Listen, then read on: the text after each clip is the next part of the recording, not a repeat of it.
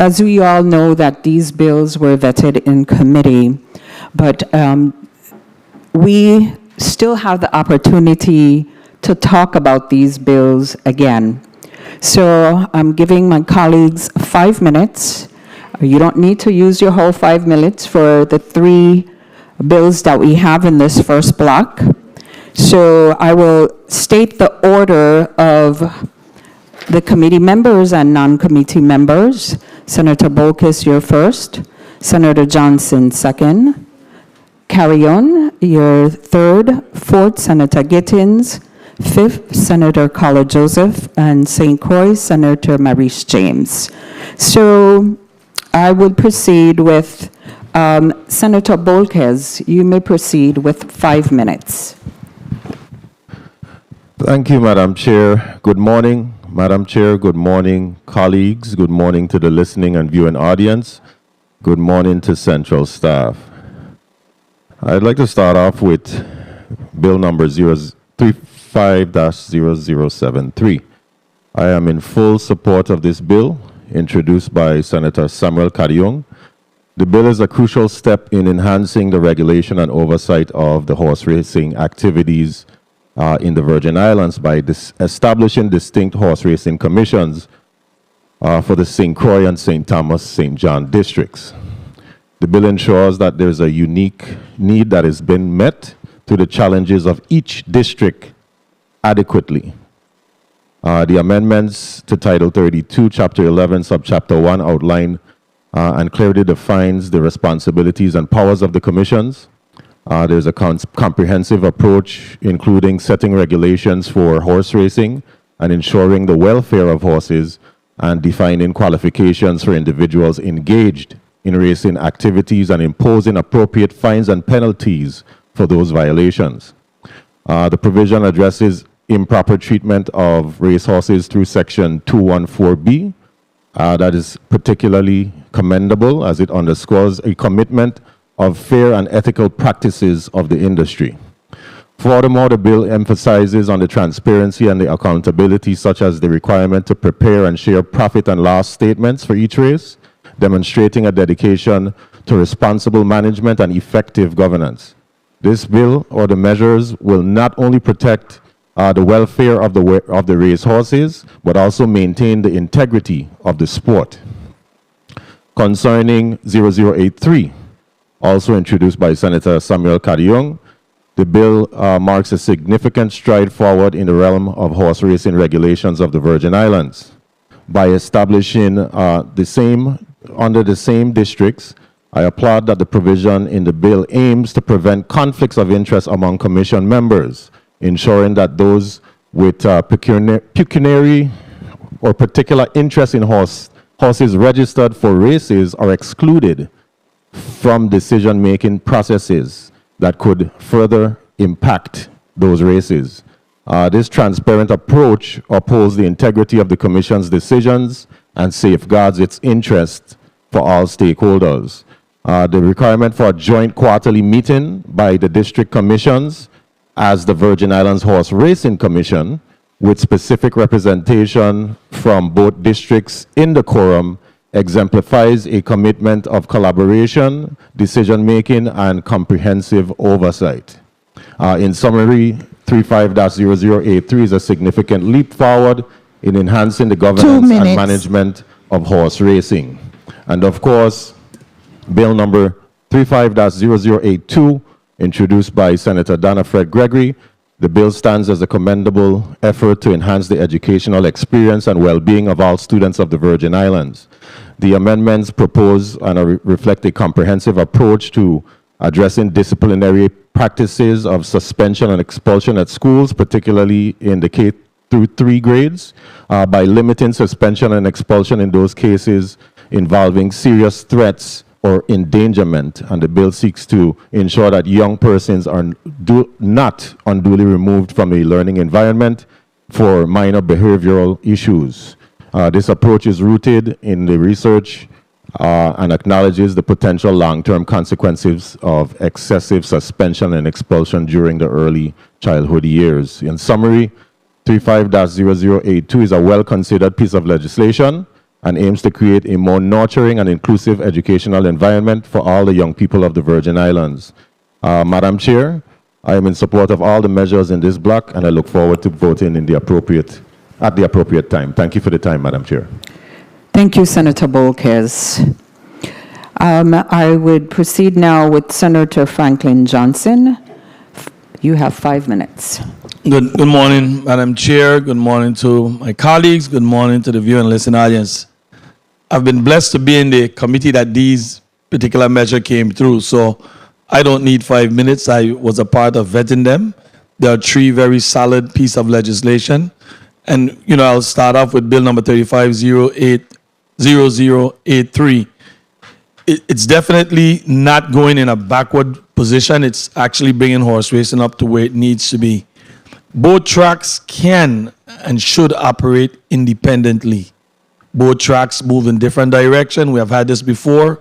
We have had races on both islands at the same time and didn't create any kind of confrontation or any issues. A horse owner is going to decide where he's going to run his horse on that particular day. Sometimes you might not have the appropriate race for you on St. Croix. You might have a horse that only goes 5 furlong. St. Thomas might have that 5 furlong race, so you will determine you're taking your horse to St. Thomas to run. Vice versa. You might want to run your horse a mile and a quart, and on St. Croix, we might have that mile and a quart race on that day, and you will choose to take your horse to St. Croix on that day. Yes, I say horse, St. Thomas say horse. So it's definitely a measure that's timely. We had both tracks are closed, and by the time we're ready to open each track, we should have all measures in place, and that's what these 2 pieces of legislation do. Bill 350073. Again, putting all of the regulations and everything in place, the anti-doping, all the rules. Both tracks will still be governing under the same set of rules. There will be no different rules for no track.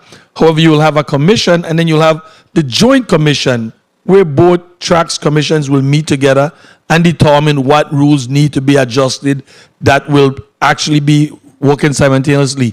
You don't want to have one set of rules on St. Croix and a different set of rules on St. Thomas, because the horses then will be moving back and forth. So I do support these 2 measures. As a matter of fact, I sign on to Senator Carrion Bill, and I thank the sponsor of this measure for bringing this forward. Bill number 350082. A very, very, very good piece of measure where, some children have issues in their home. You never know the issues that they have, and they're young children. And here it is, they come to starve, either not having a balanced meal, not having a sound environment home, and we don't look at these things. We haven't been looking at them. We cannot put these children out to let them be caught up and be pushed farther behind. So I definitely support this measure. I thank the authors and sponsors who brought this measure forward to make sure we give our children them a fair chance in life and every opportunity 2 minutes to catch back up themselves. And this measure will do that. Versus expunging, suspending a child, you will have these meetings to find out where this child is lacking attention, where he needs help, he or she, and make sure that they get the appropriate help to move forward. Madam Chair, at the appropriate time, I will definitely be supporting all 3 of these measures in this first block. Thank you very much, Madam Chair. Thank you, Senator Johnson. Before I call Senator Gittins, I just want to say that the horse racing industry, the equestrian industry, is a money-making industry. And we're taking too much time on the simple things. We just need to make sure that there's parity between the islands and make sure that there's rule governed to make sure that everything is run smoothly. And let's get this horse racing on the go. Because this was part of our cultural experience of other Caribbean islands coming for horse racing. Let's get it together. And I asked in the committee meeting about what about preparing our students for the equestrian industry. because it's just not riding the horse, it's about taking care of them. So we gotta get on the move with this. Senator Gittins, you may proceed with 5 minutes. Thank you, Madam Chair, and good morning to all.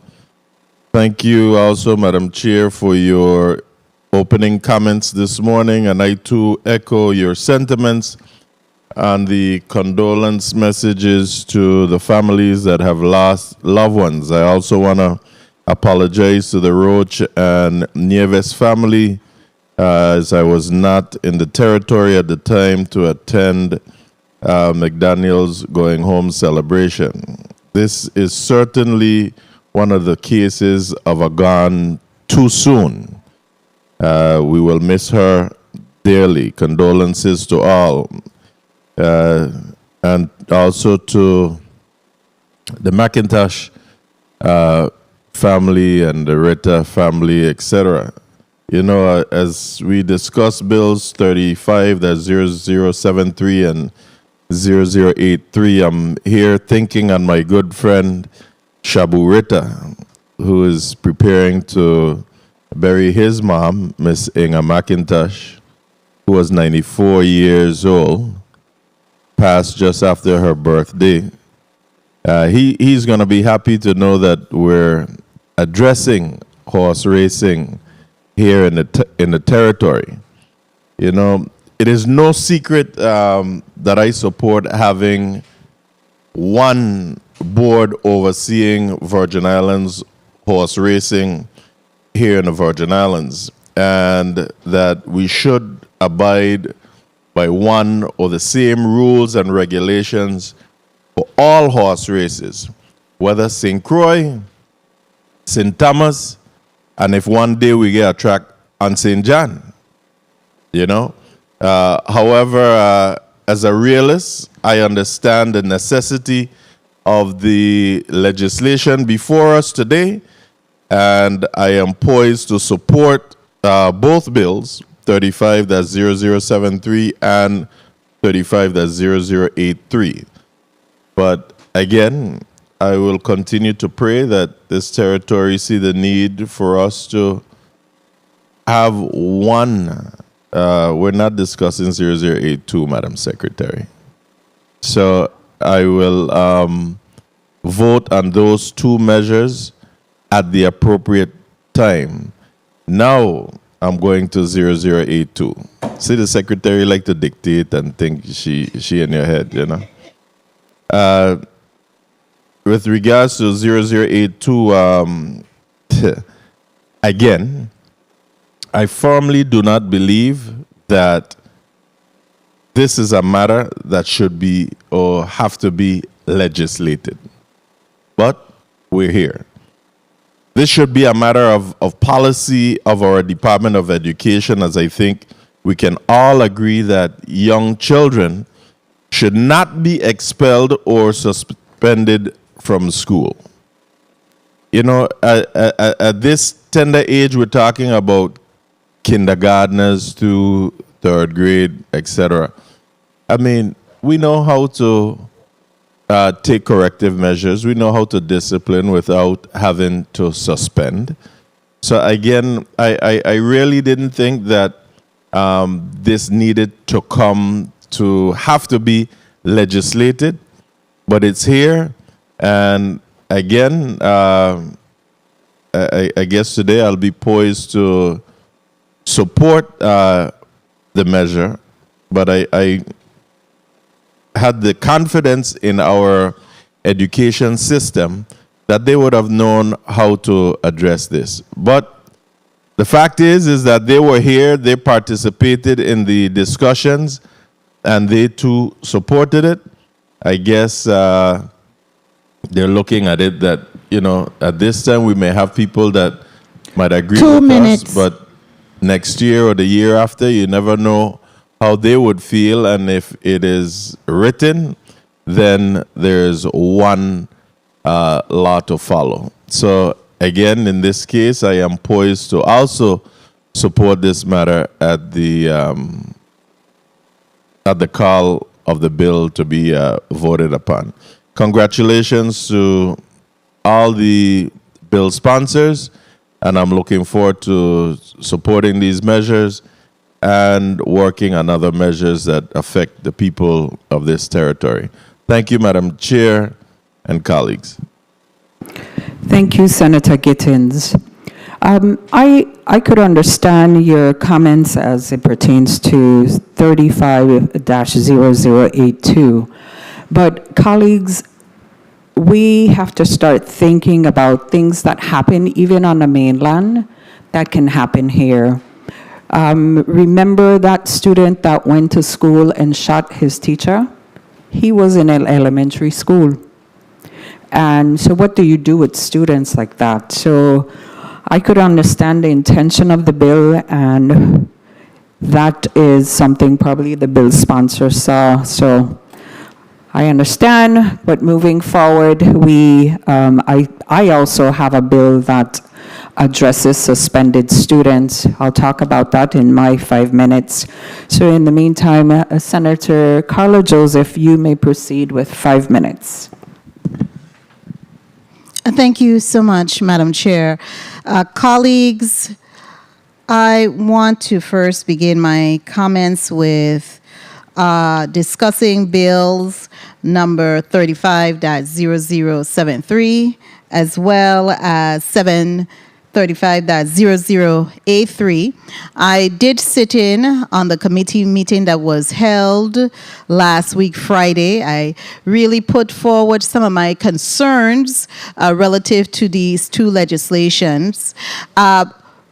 Pertaining to having some level of uniformity when we are regulating and providing oversight on any activity that the government has. We have one public service commission.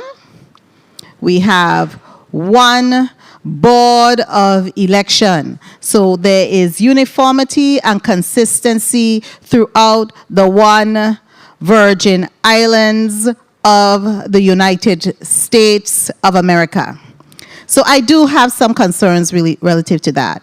And we want to assure that the boards can be populated. The major issues that we're having right now on the board, which for the Horse Racing Commission, which is one board, and so we are moving a bit backward, is that they don't have sufficient members coming from the St. Croix district. And we don't have enough persons who are willing to do the work and have the capacity to do the work. This is not something that is only limited to this board, but this is what we are finding throughout government as we have a level of deficiency or deficit, I would say, in the amount of persons who are willing to serve. A lot of people are not willing to do the work. And so my concern is that with the separation and you having more people, you are going to put in place a more convoluted instead of streamlining the process for uniformity. That is my concern. I also want to speak on behalf of the prime sponsor of bill number 35-0082. I sat in that committee meeting. I have to sit so I could understand. And clearly, I understood the effort. This is a very good legislation. And you know, one of the things I try to do is help keep people on point. And so we want to assure that we are not presenting our young people an opportunity to miss additional school days, and that we train up our teachers to deal with these behavioral issues when they see it. A teacher is not only an instructor in school, you know. They are also your counselor. They are there to guide you and support your your upbringing, and they are nurturers as well. A teacher provides that. Sometimes young people come to school, they're a bit disheveled. The first person who is going to notice it is a teacher. Something is going on in your home, the first person who should notice and see behaviors that are either shows that the young person is being abused is a teacher, and to provide those level of counseling and referrals to the necessary services to help support that young person to transform and to change their trajectory to positive. So I see the purpose of having this piece of legislation, because sometimes if we don't legislate, it doesn't happen. It's not consistent. And so we want to try to have consistency in how we operate and our government. That's one of the major things. The level of consistency. If we do it yesterday, 30 we seconds. can't do it today. So, Madam Chair, like I mentioned, I do have some concerns relative to Bill number 35-0073 and 35-0083.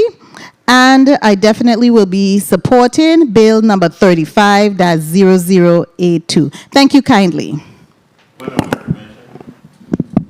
Thank you, Senator Joseph. Senator Gittins, you're acknowledged for your point of information. Somebody telephone ringing. Thank you, Madam Chair. Based on your comment after I spoke and listening to the previous speaker as well, I just want to put on the record that I am able to support Bill 35-0082, the one that speaks to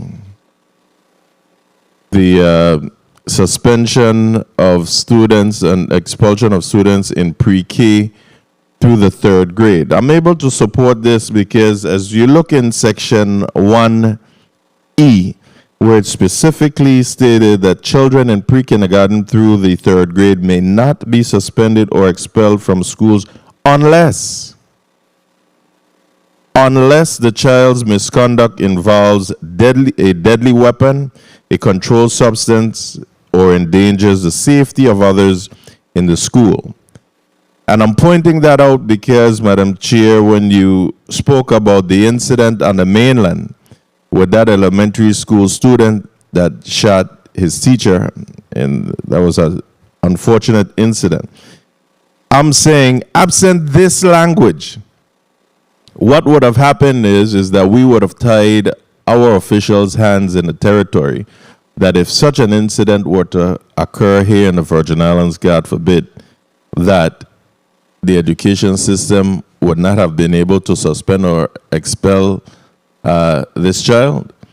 So, again, in reading the bill in its entirety, that part of the bill caused me to be able to support the measure.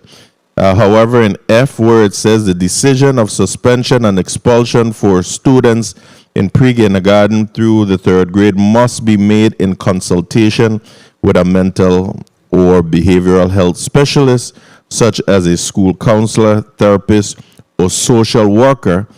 I will have a discussion with the bill sponsor to see if we can or if we should amend it to also include and the Board of Education.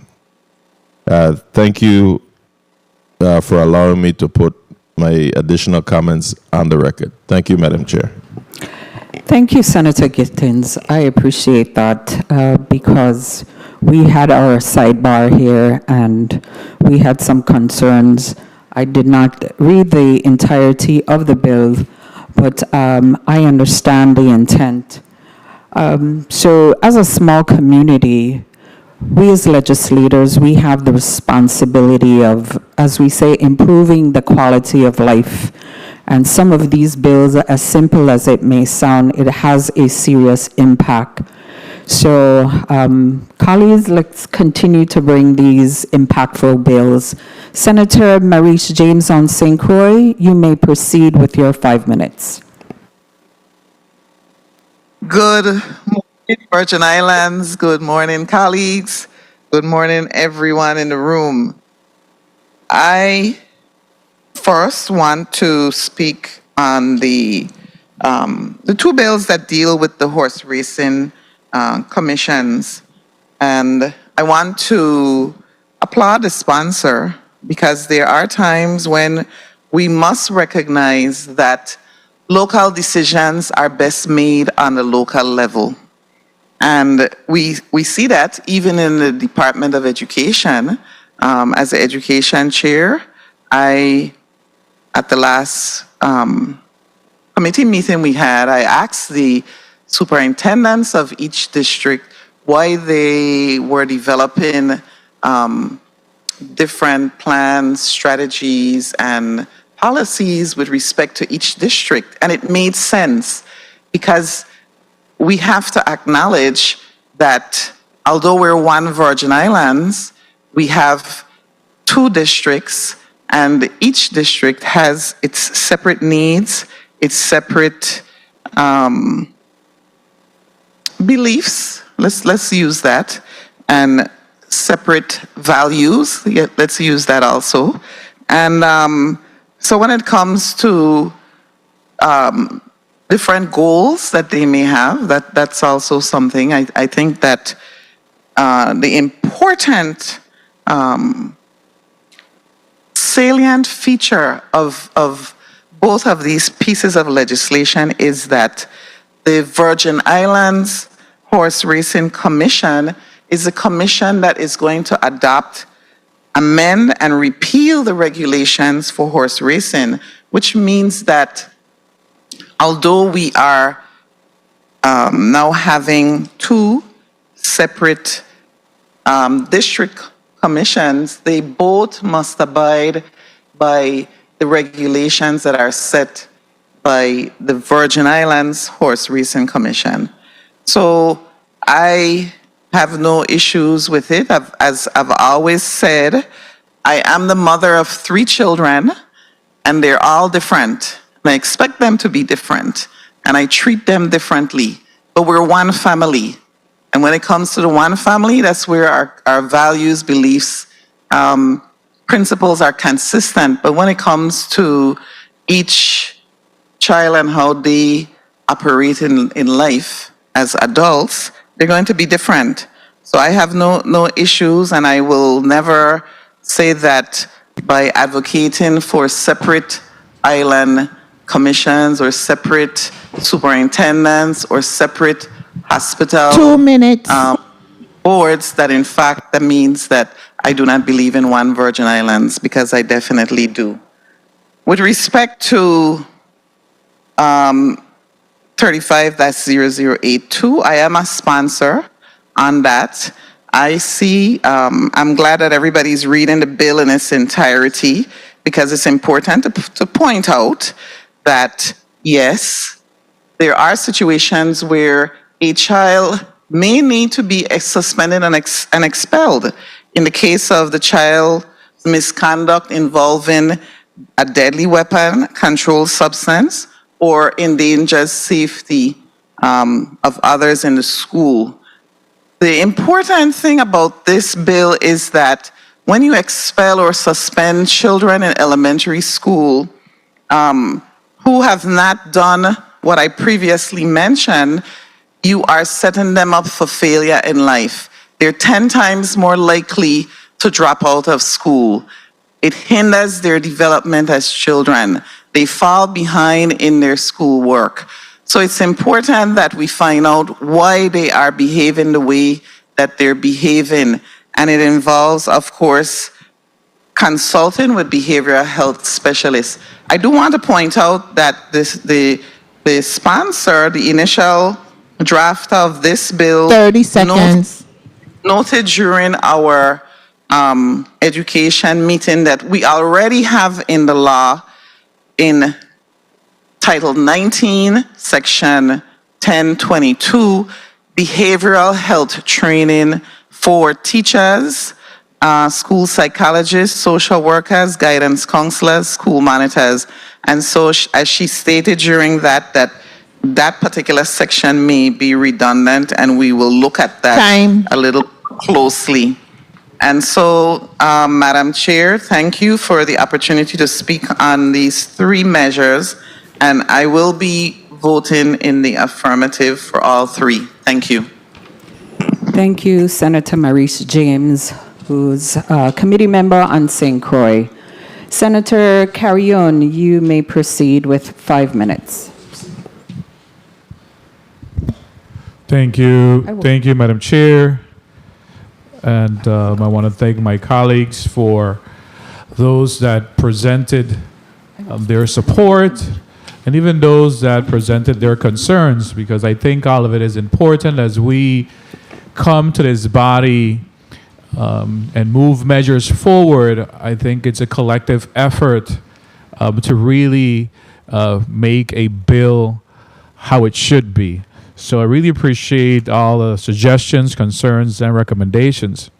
I do want to put some facts on the record that I heard one of my colleagues from the island of St. Thomas in her presentation express her concerns with regards to the membership size of the commission. And I think it's important so we don't have any misinformation going out to clear it up. So first of all, let me say that it's crucial to recognize that this bill does not dismantle the Virgin Islands Horse and Racing Commission. They will have the responsibilities to deal with the rules and regulations, and they will handle that at the territorial commission level for the whole entire Virgin Islands. What we are doing here is that, once again, we are empowering each district to manage their own affairs. And my good colleague from the island, St. Croix, so eloquently made the description about her family and her children, and even made the example of the Department of Education and how each district attends to the unique needs of its district by crafting policies that would fit to the needs of each district. And that's exactly what we're doing. Each district here will have 5 members. So we're not creating a super commission that requires to have a large numbers of members, not much different to what we have presently. And each district, again, will have 5 members. And those 5 members from each district will compose the Virgin Islands Territorial Horse Racing Commission, with an ex officio, which will be the commissioner of the Department of Sports, Park, and Recreation. So we're talking about 5 members from the District of St. Croix and 5 members from the District of St. Thomas, St. John. That's not a large super commission that can be filled. And both district commissions will join to form the Virgin Islands Horse Racing Commission that would have the responsibility to establish policies, rules, and regulations that will be standards across the board for both horse racing tracks in the territory. So just want to clear that up so we could understand this is not really about separating or dividing. This is really about understanding that each track and each district has their own uniqueness. And it's important that that is respected, that is understood, and that is dealt with. That it's handled in that appropriate way. So, of course, as a sponsor, I want to thank my colleagues again for offering those that offer their support and will be voting in favor, and those that offer concerns and suggestions, they're also welcome and well received. With regards to Bill 350082, an act amending Title 17 of the Virgin Islands Code, Chapter 9, Subchapter 1, Section 91, to limit the expulsion and suspension of students in the pre-kindergarten through 3rd grade, and amending Title 17 of the Virgin Islands Code, Chapter 11, by adding a section to make a course in mitigation behavior issues and misconduct in the classrooms for school-based professionals a requirement. I stand in support of this measure. The second part of it was happy to hear when the sponsor bill said that they're making certain consideration because they understand that certain requirements are already in the code with regards to training, providing courses and training in that regard. So that I was glad to hear that, but I stand in support of this measure. I think it's important that we protect our children. I think it's important that we protect their innocence and that we 30 deal with seconds. them accordingly to their age and the needs that they have. And sometimes the way how we handle these incident situations really aggravates the problem instead of really providing solution and institutional knowledge, academical knowledge that is necessary for our children. So I stand in support of Measure Bill 350082. So once again, I ask my colleagues to support Bill 350073 and Bill 35-0083. Thank you very much, Madam Chair. Thank you, Senator Carrion. You may proceed with my 5 minutes. I am in support of these bills that is before us in this committee today. And one that really stands out for me, I did read it while sitting here. It's somewhat of relation to a bill that I also have, which would be for suspended students who are in the junior high school and high school. For colleagues who don't know, back in the day, there was a program called Youth Multi-Service Center. And this agency, through Department of Education, I guess they had a contract where all the suspended students, they didn't spend their suspension time at home on the couch. They didn't spend their suspension time doing whatever. It was spent with academics and counseling.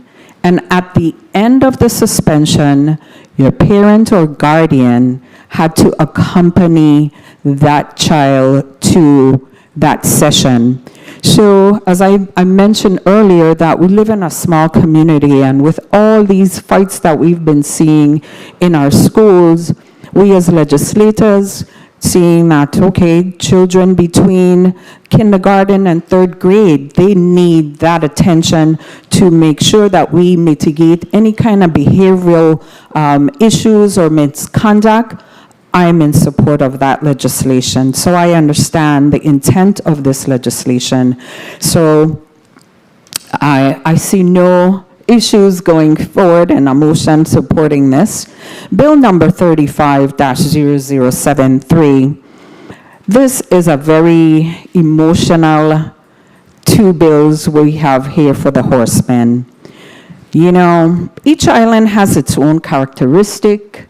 Each island has different topography, and each island have different opinion of horsemen. And this legislation, to me, provides a regulation for the district. It's a no-harm bill. It doesn't bring any harm. I'm in support of that. Bill number 35-0083. There you go. Brings parity. I don't see any problem with that also. So I don't think I need my whole 5 minutes, Madam Clerk. So at this time, I'll call for a motion. Motion, Senator Johnson. You acknowledge. Motion. Thank you very much, Madam Chair. I move that Bill number 35-0073, an act amending Title 32 of the Virgin Islands Codes to establish powers and duties for Horse Racing Commission for each district and relating to anti-doping of race horse, to provide the regulation by district and joint horse racing commissions be voted on favorably in the Committee on Rules and Judiciary and be forwarded to the full body for further consideration. I so move. Second. Okay, properly moved by Senator Johnson and seconded by Senator Bolkis and Senator Maurice James. May I have roll call on the motion? Senator Angel L. Bolkes Jr. Senator Bolkes, yea. Senator Diane T. Capard. Yes. Senator Capard, yes. Senator Kenneth L. Gittins.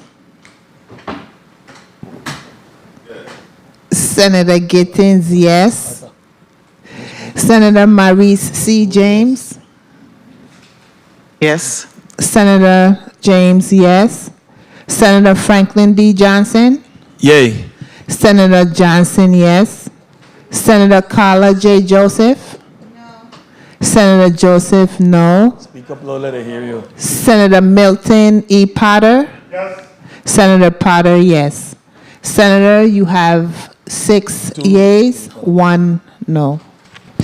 Thank you, Madam Clerk. Bill number 35-0073, an act amending Title 32 of the Virgin Islands Code to establish powers and duties for the Horse Racing Commission for each district and relating to anti-doping of race horses to provide for regulation by district and joint horse racing commission has been voted upon favorably and passed by this committee and now will be reported out for the to the full body for further consideration.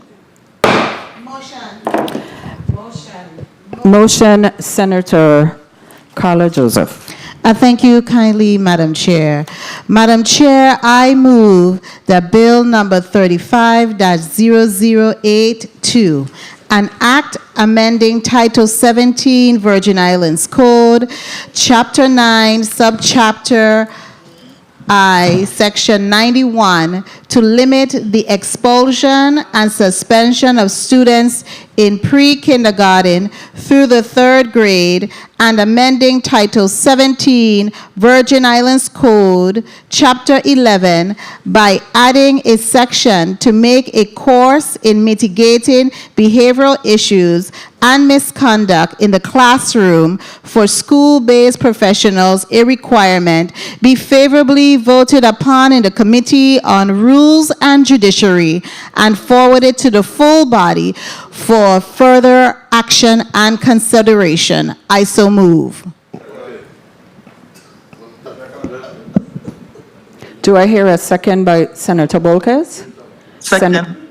Senator James? Second. Senator Johnson. Properly moved by Senator Carla Joseph, and seconded by Senator Bolkes, Senator Johnson, and Senator James on St. Croix. Roll call on the motion. Senator Angel L. Bolkes Jr. Senator Bolkes Jr., yay. Senator Diane T. Capehart. Yes. Senator Capehart, yay. Senator Kenneth L. Gittins. Senator Gittins. Yes. Yes. Senator Gittins, yay. Senator Maurice C. James. Yes. Senator James, yes. Senator Franklin D. Johnson. Senator Johnson, yes. Senator Carla J. Joseph. Yes. Senator Joseph, yes. Senator Milton E. Potter. Yes. Senator Potter, yes. Madam Chair, you have 7 yeas.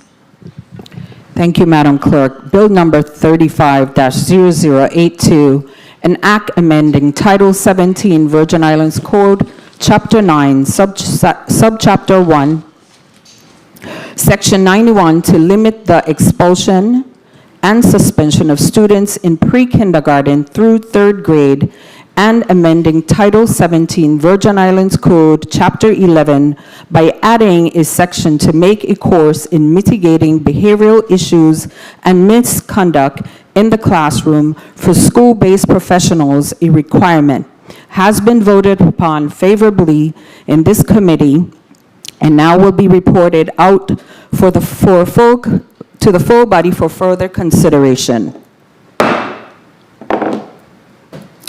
First, I'd like to acknowledge Senator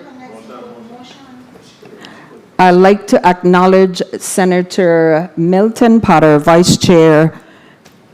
Thank you, Senator Potter. I will entertain a motion. Motion, Senator Johnson. Madam Chair, I move that Bill number 35-0083, an act amending Title 32 of the Virgin Islands Code, Chapter 11, Subchapter 1, Section 201, to establish separate horse racing commission for each district, be voted on favorably in the Committee on Rules and Judiciary, and be forwarded to the full body for further consideration. I so move. Second. I hear objection by Senator Gittins. Majority Leader. Go. You've been all on the camera. Roll call. Yeah, but you first need to state your objection, Senator. No, you don't need to say that. Madam Chair, my objection was clearly because I continue to say that when we're reading these measures into the record, that we have to be accurate, and What did I say that wrong? number is 201 and not 201. Thank you. Lord have mercy. Senator Johnson, please restate your motion. Thank you very much, Madam Chair. I move that Bill number 350083, an act amending Title 32 of the Virgin Islands Code, Chapter 11, subsection 1, Section 201, to establish separate horse racing commission for each district, be voted on favorably in the Committee on Rules and Judiciary, and be forwarded to the full body for further consideration. I so move. Second. Properly moved by Senator Franklin Johnson and seconded by Senator Bolkes. May I have roll call on the motion? Senator Angel L. Bolkes Jr. Senator Bolkes Jr., yea. Senator Diane T. Capehart. Yes. Senator Capehart, yea. Senator Kenneth L. Gittins. Yes. Senator Gittins, yea. Senator Maurice C. James. Yes. Senator James, yea. Senator Franklin D. Johnson. Yay. Senator Johnson, yea. Senator Carla J. Joseph. Yes. Senator Joseph. Change my vote to no. Sorry. Change my vote to no. Senator Joseph, no. Senator Milton E. Potter. Senator Potter, yea. Madam Chair, you have 6 yeas and 1 no. Thank you, Madam Madam Clerk. Chair, for the record. Bill number 35-0083. Madam Chair, for the record, seconded that also.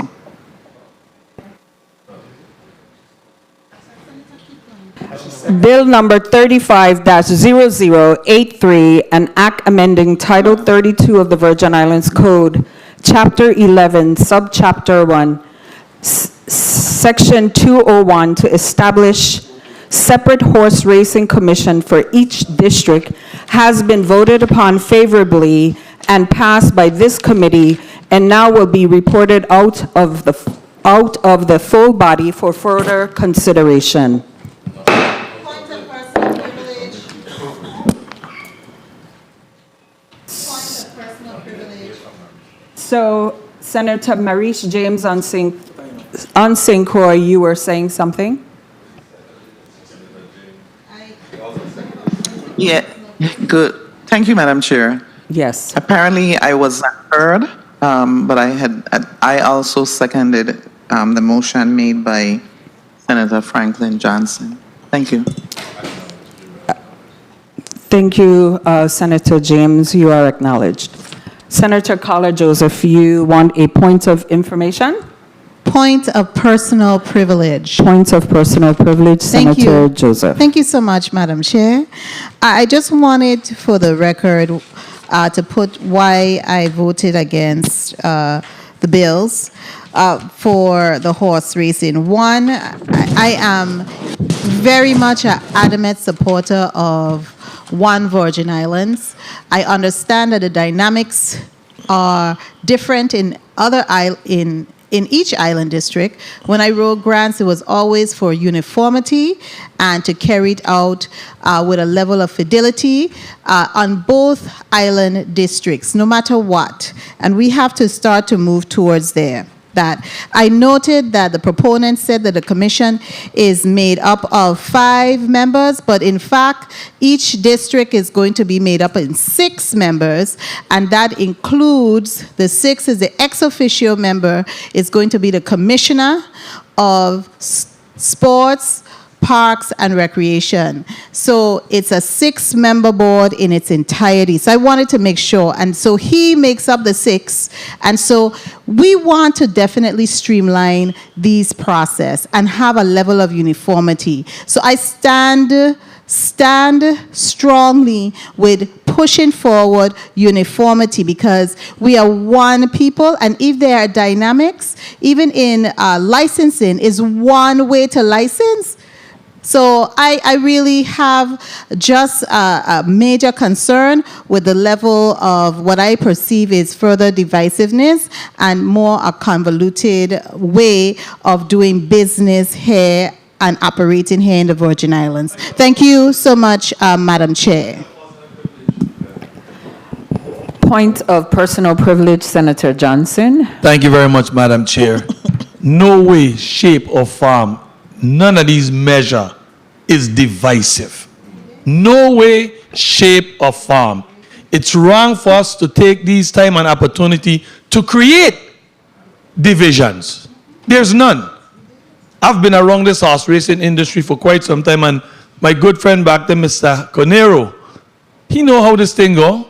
And each district can move strongly on its own decision, in its own direction. St. Thomas have a 5-furlong track. St. Croix have a mile track. There are going to be different races and different times, and there are many times that both islands have race and horses still go to the other island to take part in the horse race. It's unfair to create this kind of division, saying that this is a division. When one island wants to go in its own direction, nobody else should stop them from growing. I will never come to St. Thomas and tell St. Thomians how to run their business, how to grow their business. And I don't think nobody going to tell the Crucians how to run their business either. And that's basically what we're talking about. Both districts running their industry to the maximum capacity with no one holding back. As we stand here today, there's a promoter for the St. Croix horse racing. There isn't a promoter yet for St. Thomas. Hopefully, there will be one. But we're going to have separate promoters. And why should any one industry tell a promoter how to run his race? Each commission is going to be responsible for the racing in each district. It's plain and simple. So let the race begin. Thank you very much, Madam Chair. Thank you. Thank you, Senator Johnson. As I had a discussion with Senator Johnson yesterday, and I said, I know Hasman, Haswoman, and I will yield to you on these measures, but when I speak to individuals in the community, once you talk parity, that's my language, and they have all been passed out of this committee favorably, and I look forward to session day. Senator Carrion, you may proceed with your points of personal privilege. Thank you, Madam Chair. Thank you. And I just have to echo my colleague from St. Croix, but I just want to address the issue of uniformity that my colleague from St. Thomas presented, just to avoid any confusion. This bill has uniformity. There is a Virgin Islands Horse Racing Commission that unites both commissions from both districts to establish rules and regulations and standards of practices for both districts. So that's uniformity. That's unity. The management now and operation is left to each district to manage their internal affairs. But across the board, territorially, there is uniformity and unity through the Joint Commission, the Virgin Islands Horse Racing Commission. If that's not uniformity and unity, I don't know what else can be. So I just really want to thank my colleagues for their support, testifiers across the board, and all the stakeholders that have presented their expertise and opinions and express suggestions and recommendations regarding to both of these bills. And thank you, Madam Chair, for the leniency in allowing this to come forward today. Thank you.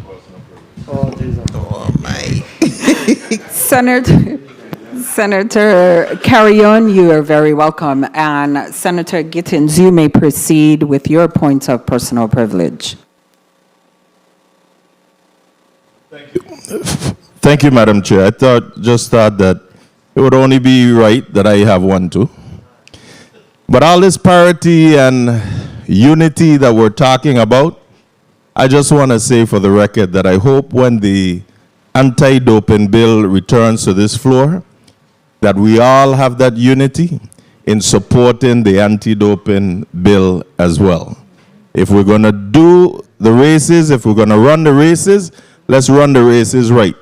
All right? So when the measure comes before us, I'm looking forward for that same unity that we're talking about today. Thank you, Madam Chair.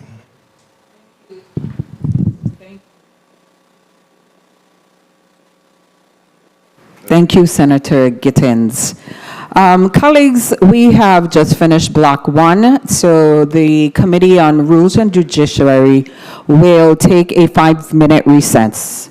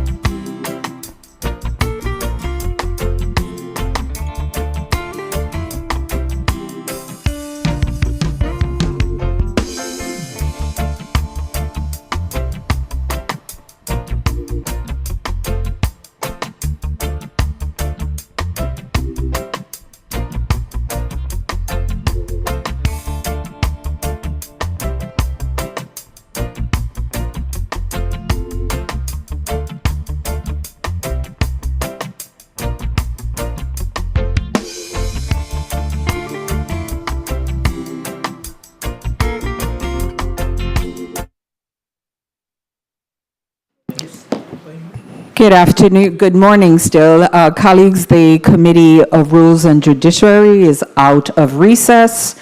In Block 2, we will now hear from Mr. Lionel E. Selwood, the nominee for Virgin Islands Water and Power Authority Board of Directors. At this time, Mr. Selwood, if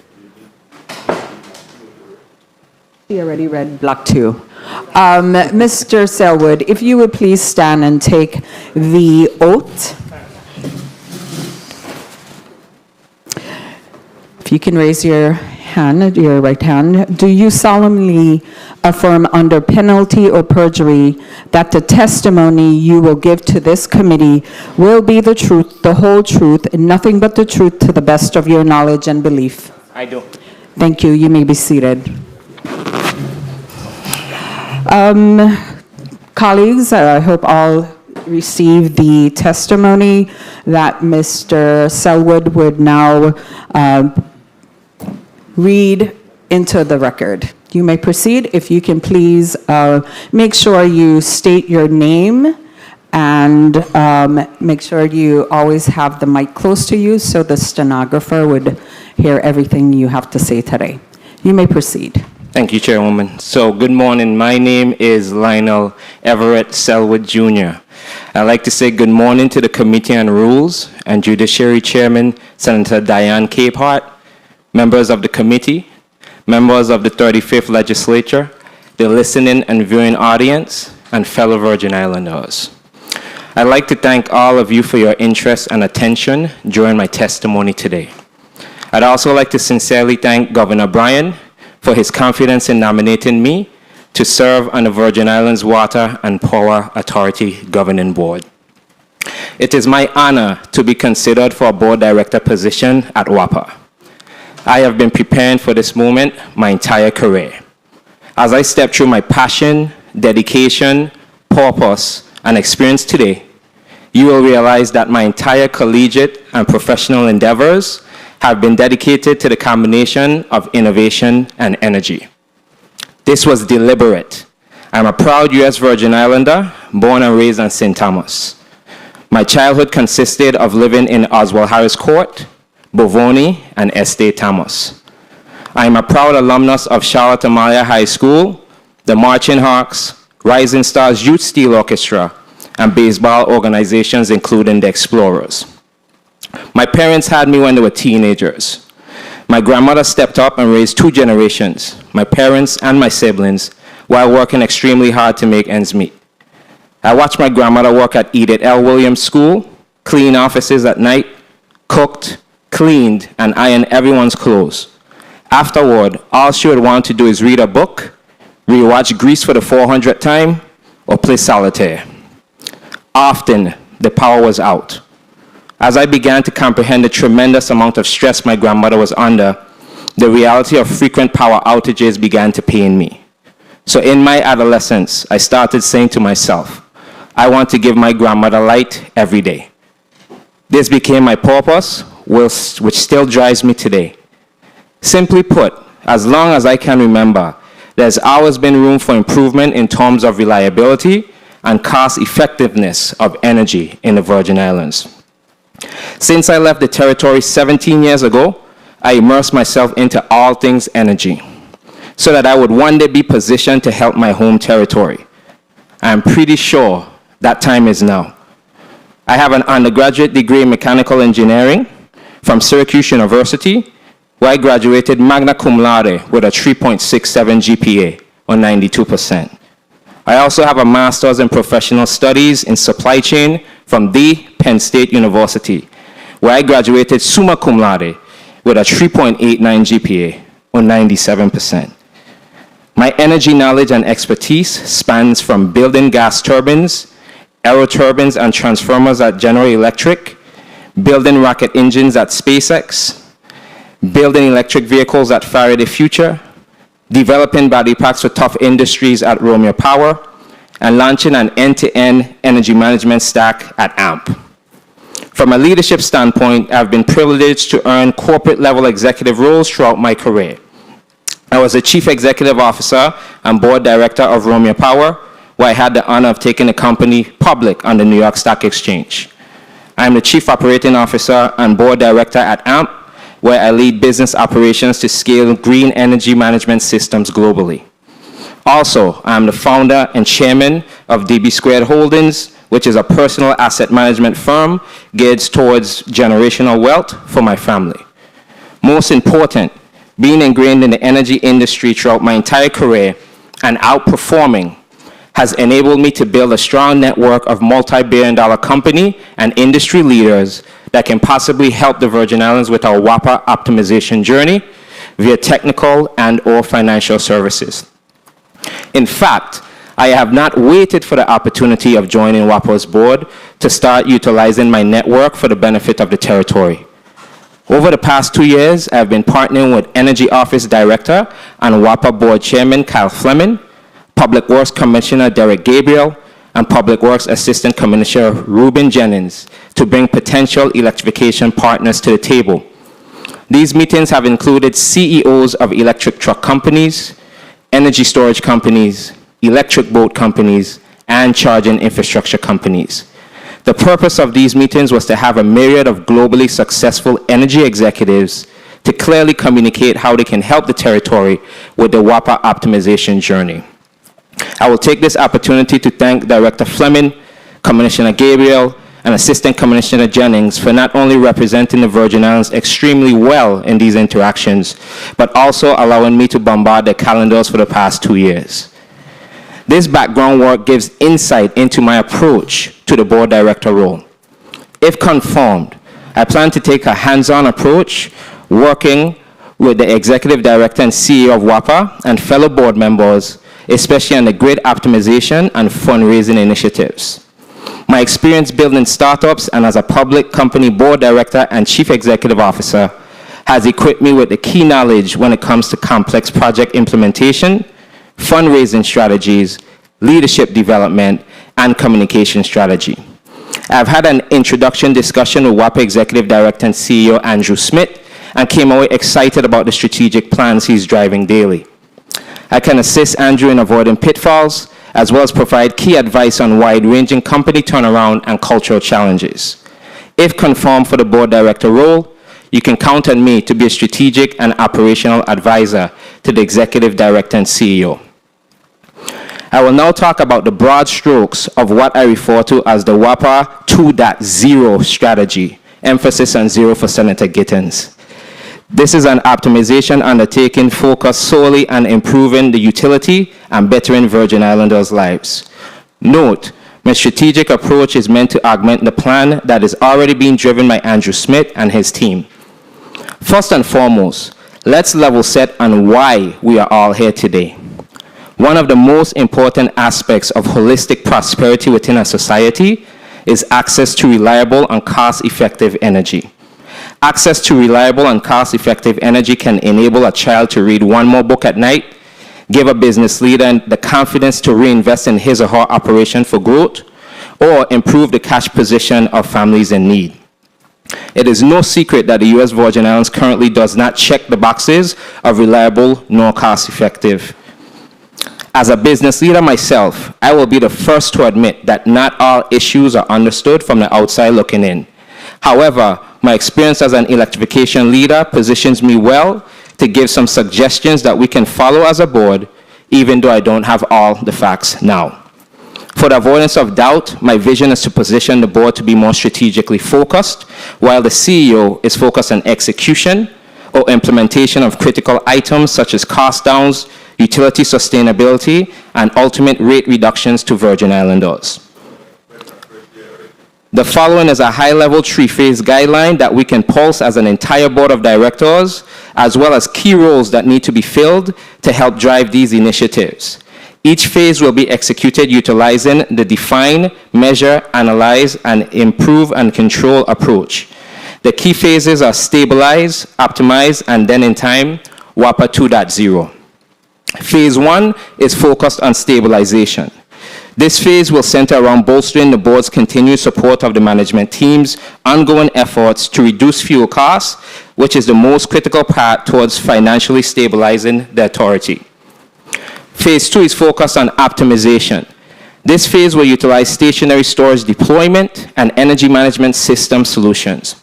We can utilize readily available stationary storage and software, hardware-based energy management solutions to enable a heightened level of efficiency and reliability throughout the grid. Implementing these solutions will allow the utilization of solar and storage, load shifting, demand response, peak shaving, and energy arbitrage.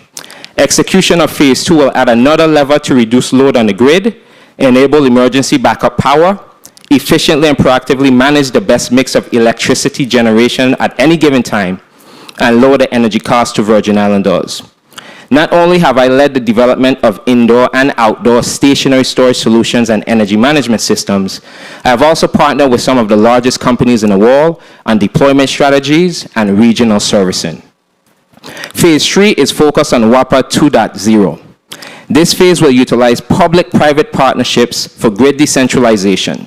The solution is to lean on public-private partnerships with key value chain partners to enable grid decentralization and optionality. WAPA would integrate solar, battery storage, and microgrids to increase the percentage of energy originating from renewable sources, while improving the reliability and overall performance of our non-renewable energy grid, drastically lower the cost of operations, and drive hard to share the reductions with ratepayers as soon as humanly possible. The benefits of this mantra is that it lowers total cost of ownership throughout the entire value chain, enables transition from non-efficient power generation assets to renewable energy assets, and will lead to lower energy costs to Virgin Islanders.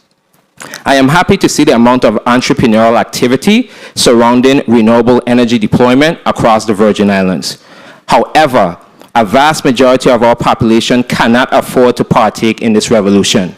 Thus, WAPA must be the provider of all forms of accessible, cost-effective, and relatively clean energy across the Virgin Islands. I will admit that all of this sounds great, and I appreciate that we have a tendency of skepticism throughout our culture when it comes to alternate approaches. Thus, let's switch our attention to the broad strokes of what it will take and who is needed. There are requirements for speed of robust results and personnel needs that are paramount. These requirements include the following: understanding and commitment to the mission of the utility, unwavering commitment to a blended energy generation future, i.e. non-renewable and renewable energy sources, tight alignment and direction among governing bodies and leadership of the utility, crystal clear transparency regarding actual current state challenges and a risk register to overhaul the utility, budget, planning, infrastructure, and execution necessary to overhaul the utility, and the need to raise a multi-billion-dollar war chest to enable WAPA 2.0. The increments, timeline, terms, and all other pertinent details, of course, to be determined at this point. These requirements may appear simple in nature. However, lack of these will severely delay or ultimately derail the WAPA 2.0 strategy. If conformed, I will consistently keep these requirements at the forefront as we drive daily improvement within the utility. I will also have some personnel and communication recommendations for implementation. These recommendations include the following: elect utility turnaround, renewable energy, and all relevant exports to the WAPA Board of Directors. I'm encouraged to see that this is already in motion, including my candidacy testimony today.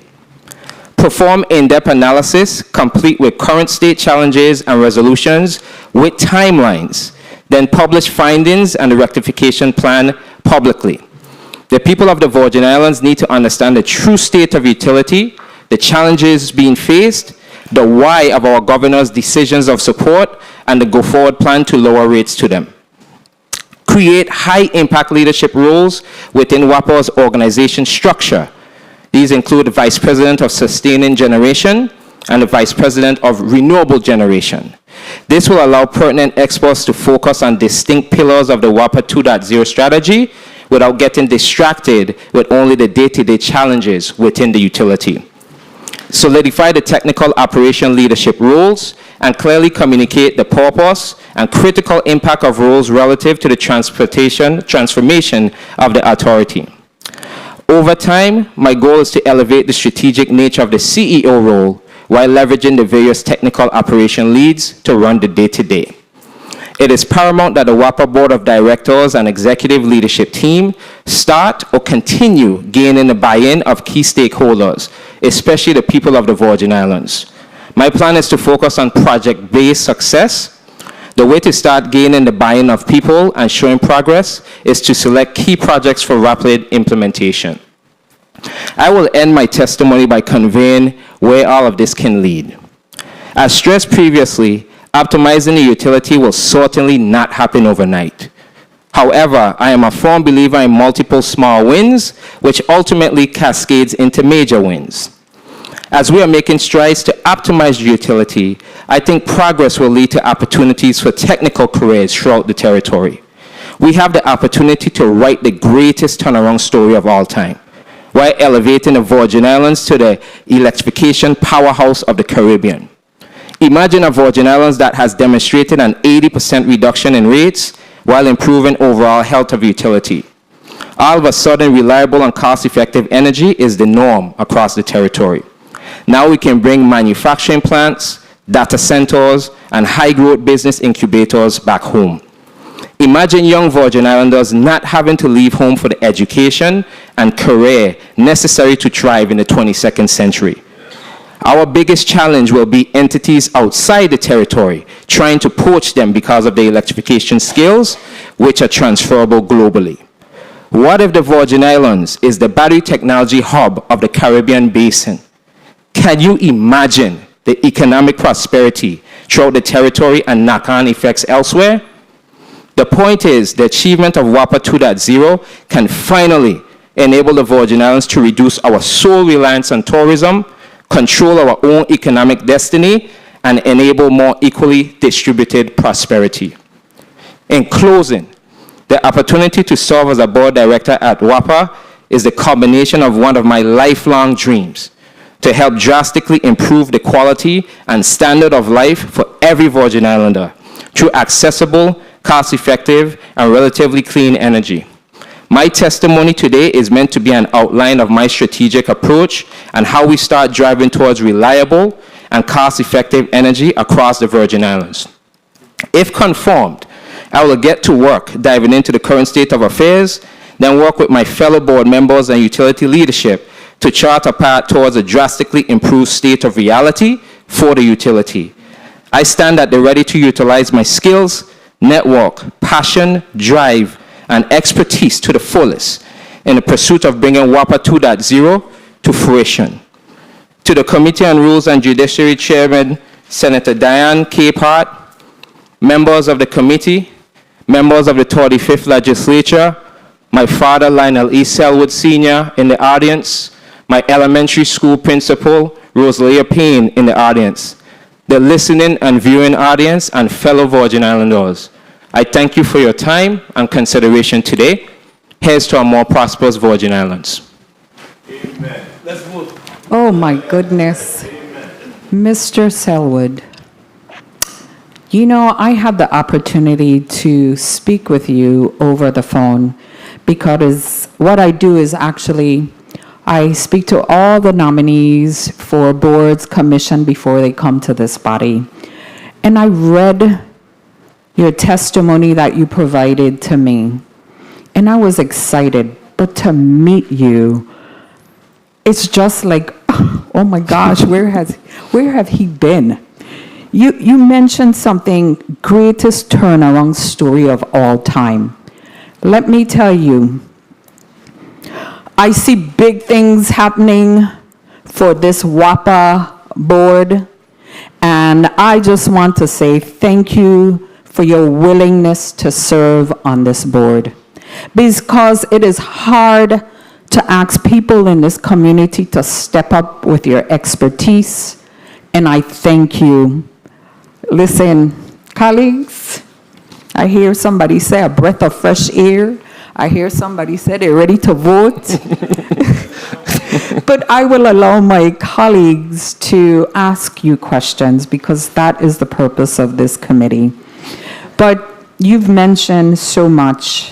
One thing that stands out for me, because I've always heard, like I was in a 30th, and we voted for a 30% reduction with propane and solar, and now you're talking about an 80% reduction? Is that correct? That's what I said, correct? I mean, you are like a breath of fresh air. So one thing I've seen in the past where individuals who serve on these boards, like the WAPA board, I've been wanting to see individuals who have experience in engineering, who have expertise in this field, because you have to understand your responsibility and how are you going to offer your skills, your expertise to turn this around. Because people like my parents, they're hot in their house all now and they're afraid to run the AC. Because, Diane, I don't want to see my WAPA bill when they come.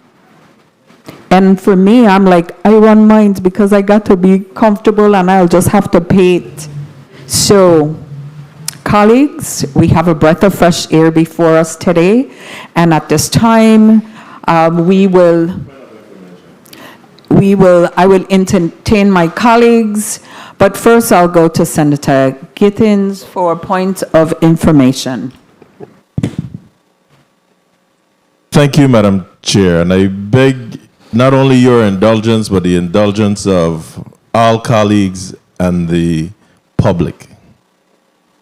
But this testimony that I just heard today, I truly want to challenge, or rather I would say encourage the print media to print this testimony in your papers.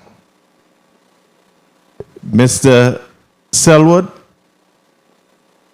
again, you've heard from the chairwoman, but I always say with progress comes change. And when you want to implement change, you're going to meet some resistance. But for this point of information that I wanted to ask, it was to basically thank you for your testimony and at the same time encourage our print media to put this statement out there so that our residents can read this, dissect it, and understand it, because we need to support our own. And in advance, I congratulate you. Thank you, Senator Gittins. Madam Chair.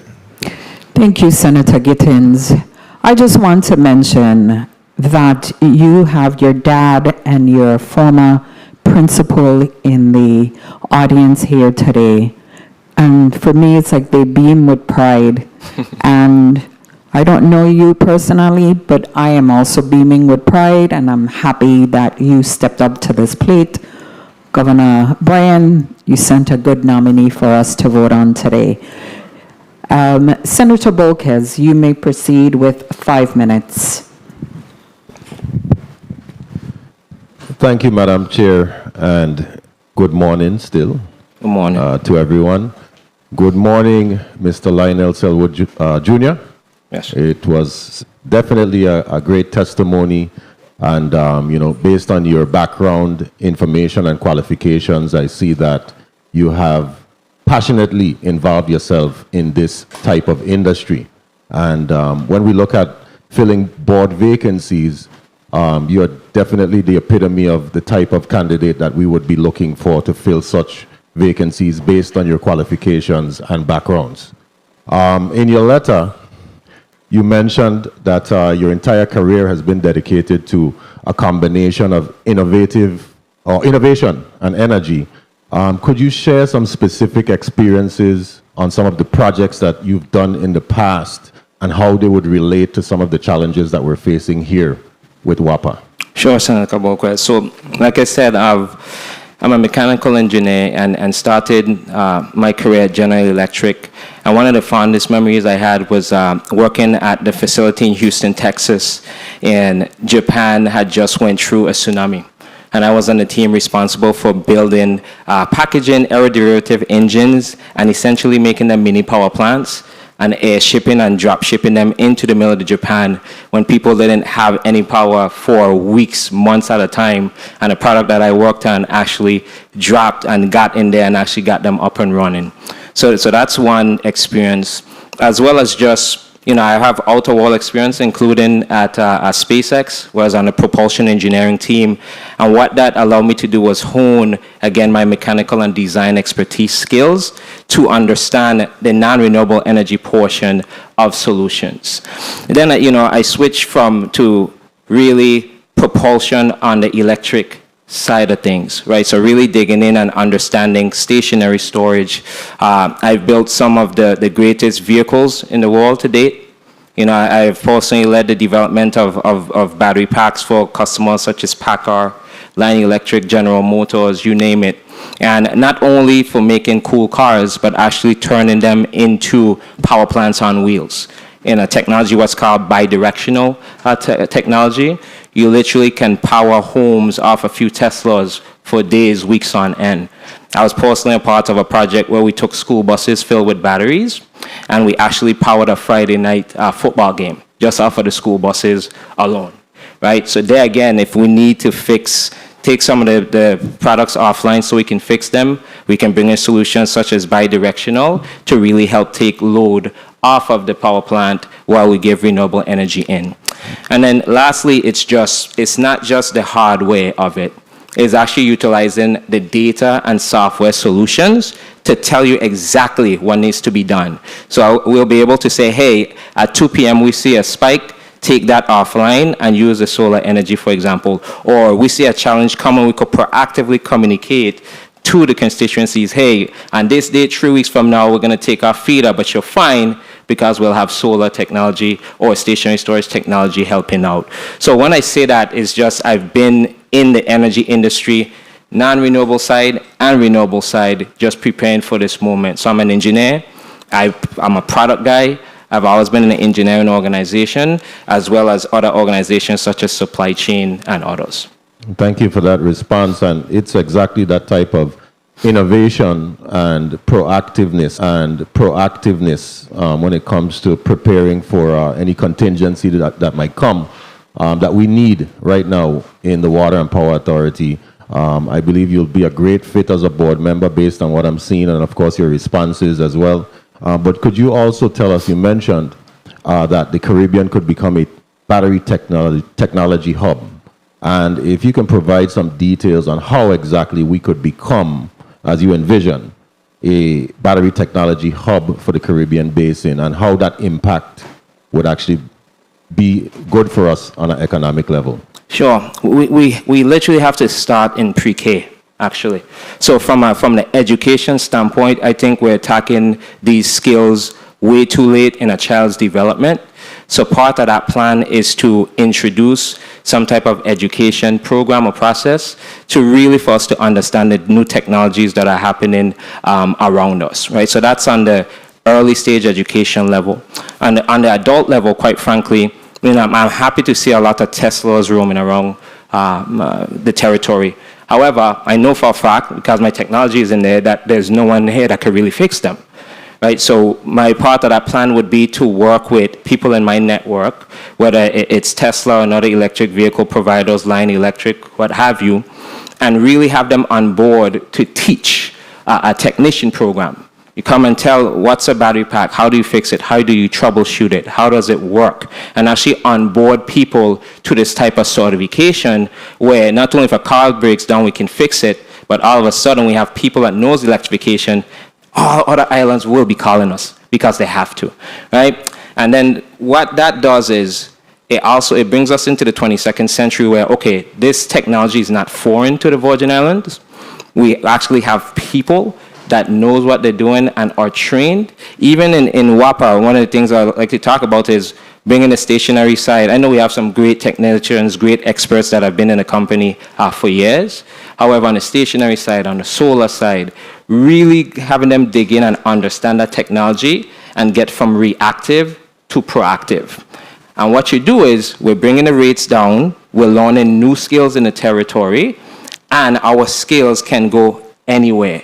So when I talk about just becoming a battery technicians, like Senator Giddens say, hey, let's encourage the press. Well, all of a sudden in Daily News, VI Consortium, or whatever have you, we have, hey, this person received their certification, or these people received their certification. We got Tesla, we got Lion Electric, we got Packard participating in this program across the Virgin Islands. It will quickly get out. And then people will start coming here. And we could do partnerships and deals where people are paying for our curriculum and putting further prosperity into the Virgin Islands. Because those are some of the ideas that I've actually seen implemented globally. And that's some of the broad strokes that's in my mind. Okay, very well, and thank you for that. And before my time expires, you mentioned a high-level phase guideline, and in order to optimize WAPA. Yes. Can you provide more details about those phases and how they would be addressed concerning the issues of reliability and cost effectiveness? Sure. So like I say, phase one is stabilization. And right, wrong, and different, what you have in front of you is, I'm not only an engineer, but I have business expertise, I'm an entrepreneur, and I'm a beast when it comes to financial statements. So the first thing you need to do and stabilize, I know we have the Vital and all of those things reducing, we have Andrew that's negotiating those deals. What is the state of the territory? What does the balance sheet look like? What are the top pillars? Where is 80% of the cost going? So actually digging into the financial statements and seeing the state of the territory, and then saying, okay, if the highest cost is the blue water at 50% of our cost, what's the why, and how do we get that reduced? And literally, this is a boring part of business leadership, line by line, simple as that, figuring out what's the why and how we're going to fix it, and pulse that on a weekly basis. Okay, thank you so much for your responses. And Madam Chair, colleagues, my 2 votes, one of which I will use today and the other at a later date, are secured for Mr. Lionel Selwood Jr. Thank you, Madam Chair, for the time. Thank you, Senator Boquist. Wow.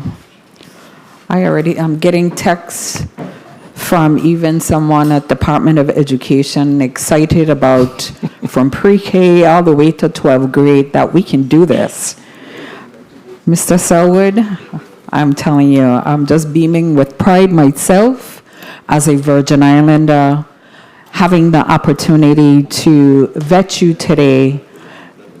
We need to embrace our young people when they come back home to contribute, and I thank you. Senator Johnson, you're next for 5 minutes. Yay. Oh, I thought you asked me to vote. Oh. Thank you very much, Madam Chair. I'm proud to be a Virgin Islander today. You make me proud. You really do. Just listening to your testimony, it really makes me proud, and it says that our children can be and will be if we invest into them at an early stage. And your daddy, stand up, man. You gotta be proud, daddy. Stand up, man. Don't sit down. Stand up, man. You have to be proud of your son today. All right? And that's what it, when you put into it, and your son say, you started off young, but you didn't give up, and you had that family structure there. That family structure is what brings this young man here today to impress every Virgin Islander. And Principal, you got some rules to settle, man. Stand up, please. Please. Thank you. Thank you for being there for our children. You know, I listen to your testimony, and sometimes I come here and I listen to people's testimony, and sometimes I say, man, they ain't on target at all. Or sometimes I say they're on target, and you're about the second person that really impressed me, but not being second, no, being first. In preparation and preparing yourself for the task that lies ahead of us. And if the territory needs you anytime, they need you now. And I really hope and pray that we don't run you out of here and we keep you here. It's real. Sometimes you're larger than this. You're larger than this. And I say that really meaning it. When I see your background, what all you have engaging in your engineering field and everything like that, we need you. We need you more than ever. The Virgin Islands needs you more than ever. In your testimony in paragraph 2, you said, I can assist Andrew in avoiding pitfall as well as providing key advice on wide-range company turnaround and culture challenge. If confirmed for the board director role, you can count on me to be a strategic and operational advisor to the executive director. So far, what is your relationship with Mr. Andrews? Have you guys met? Have you guys had some conversation? How did that go? Yes, so I've had conversations with Andrew Smith, and they've been very good, very transparent. He was able to walk through exactly the key programs that he's working on, as well as some of the challenges that are being faced by WAPA. So I was very impressed actually in just having a one-on-one, you know. So Senator Johnson, too many times we just form preconceived notions without actually going to the source. Yeah. So I'm proud to report that actually talking to Andrew, it has been very good thus far in terms of our discussions. 2 minutes. That's good to hear.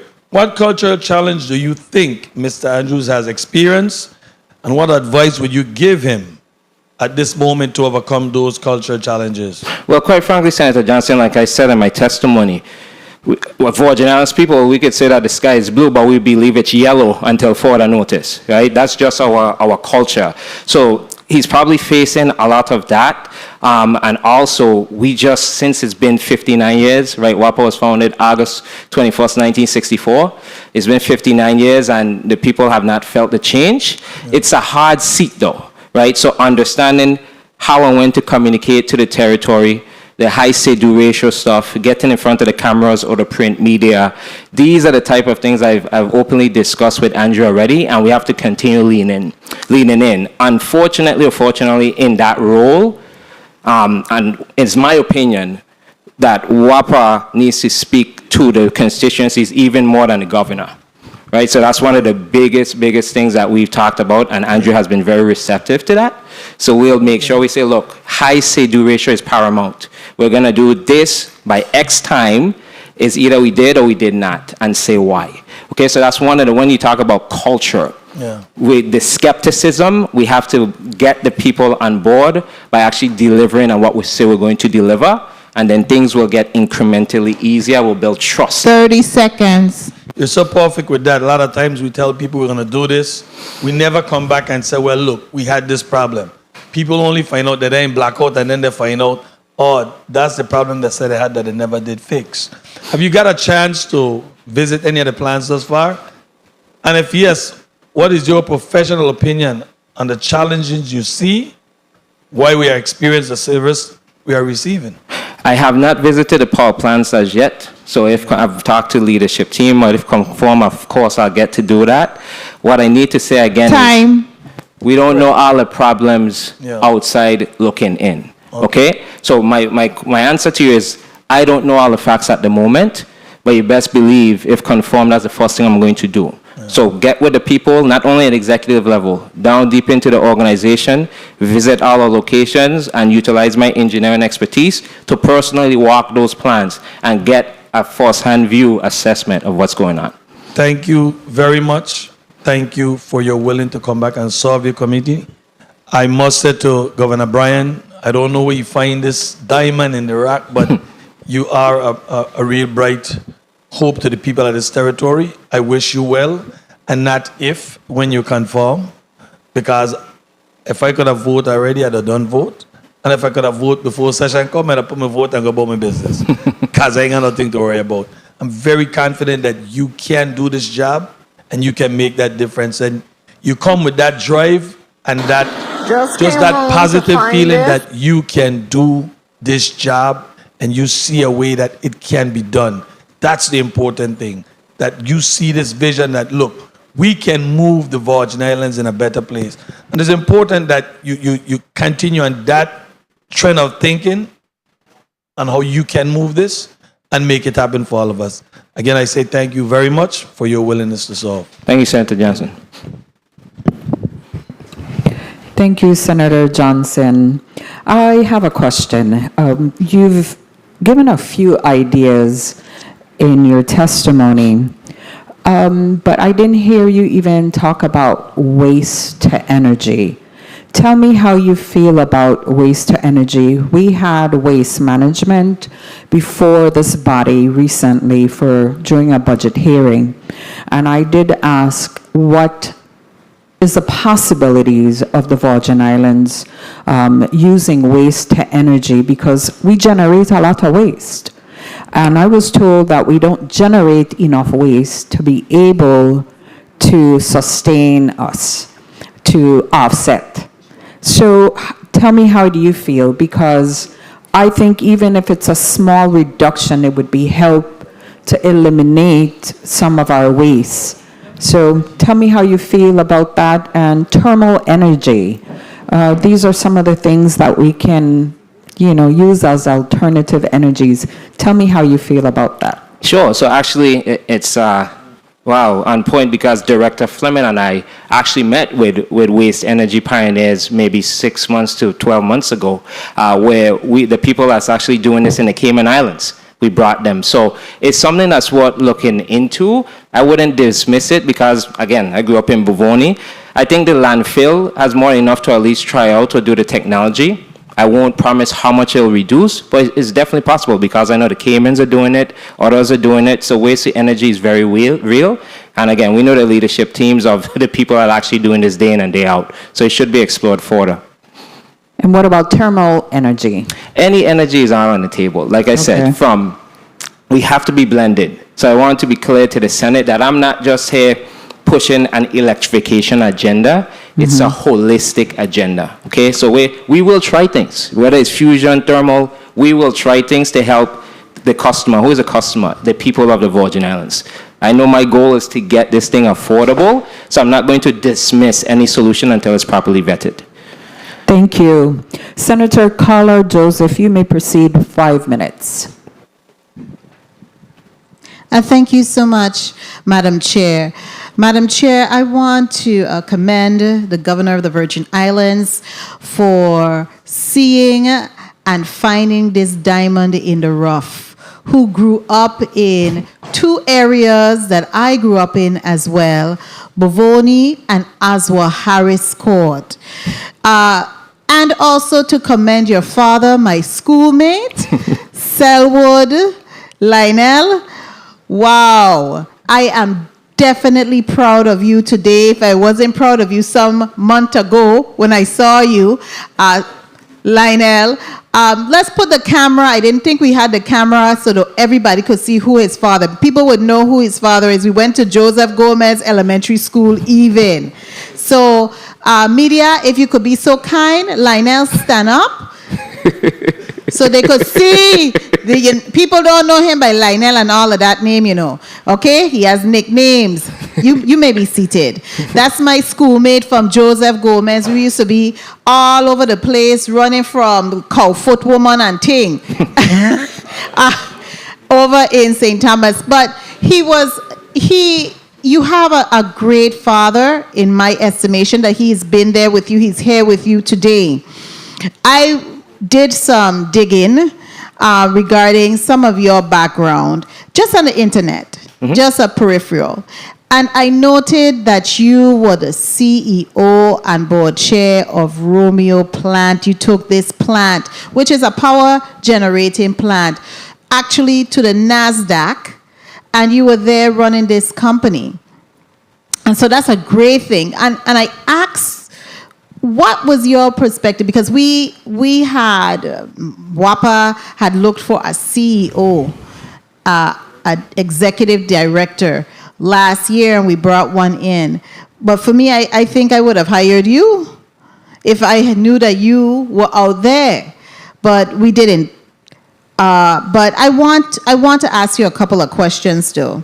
Are you familiar, because this body has done a lot to try to bring relief to our people regarding our inconsistency with our electrical power here in the Virgin Islands, with our power plant. Are you familiar with Act number 8471? This was passed in the 34th legislature.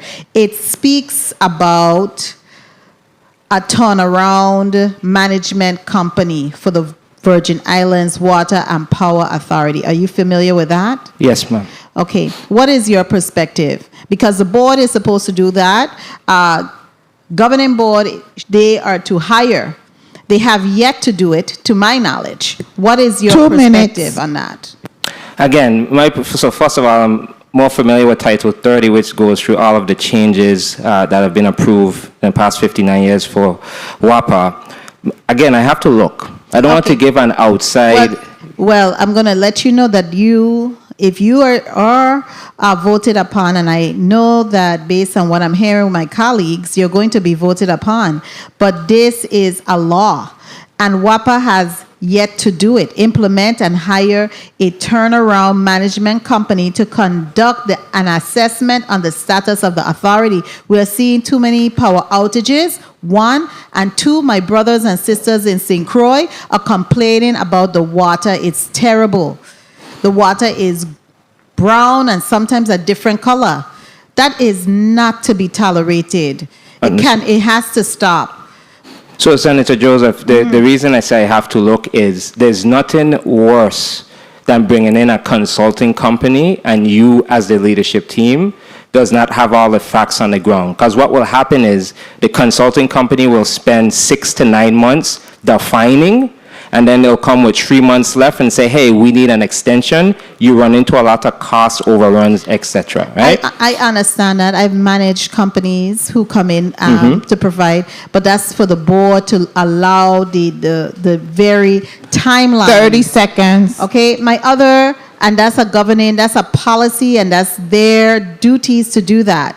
So that's what is in the law. If we need to have conversations regarding that, fine, but it still has not happened, and our people need relief. The other one I wanted to mention to you, the other act, is regarding Act 8472, which really clarifies into the code the responsibilities and the actual qualifications. Madam Chair, may I?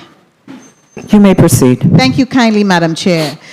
The qualifications of a governing board member. Yep. And you are you're going to be a non-governmental board member, correct? Correct. Okay. And so based on what you have outlined here, you fit the qualifications for that non-governmental board member based on this act. And I want to read it into the record so individuals do not think that the governor sent down somebody who isn't qualified to take an active role in this Water and Power Authority. Engineering, power generation, have experience, energy, natural resources, conservation, environmental, science, planning, economics, accounting, finance, public affairs, law, or computer technology information. So you are qualified for this position. I want to just wrap up, Madam Chair, with one question, and it's a very important question to me. Do you believe you are going to have the time to put in the work to get us, our people, where we need to be? Because people are going on these boards and they don't have the time. I need to know if you are going to have the time to do what is needed to get this job done. And I need you to know, Senator Joseph, one, this has been a lifelong dream of mine. I've been putting in the work for the past 2 years in the background without any accolades, any attention, any pats on the back. And this is a priority for me. I don't put my name on anything or stand before a government if I'm not serious about doing it. I don't need to do this. I want to do this. So yes, you have my commitment for the time, or I wouldn't be sitting in front of you here today. Excellent. Thank you so much, Madam Chair. I very appreciate your allowing me the time, and I will be voting in favor of this nomination. Thank you kindly. Thank you, Senator Joseph. Thank you, Senator Joseph, for your line of questioning. That, too, was one of the questions that I asked Mr. Selwood when we had our meeting. With your busy schedule, how are you going to be effective on this board? And he already told me, I have a calendar that I already have everything lined up for the year. So I am confident that you would do a good job. Senator Gittins, you may proceed with 5 minutes. Thank you so much, Madam Chair. And from the onset, I just want to beg your indulgence with this one. You know, again, I told you that with your implementations of your good ideas, you're going to meet resistance. But I want to assure you,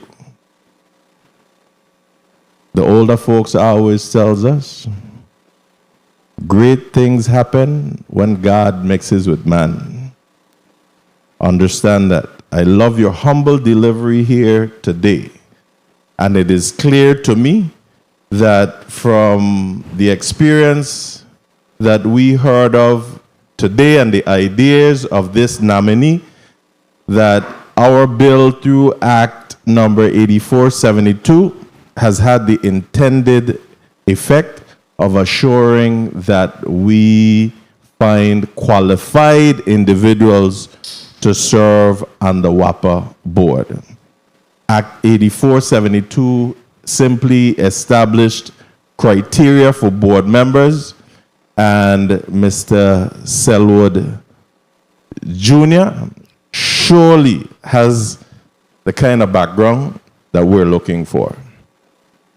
Before I go on, I really wanted to highlight your dad, which the secretary did, and also Miss Rosalia Payne seated in the back. Media, if you don't mind, put the camera, the spotlight on her as well. I have heard her name my entire time. I'm going to school as well, and St. Croix.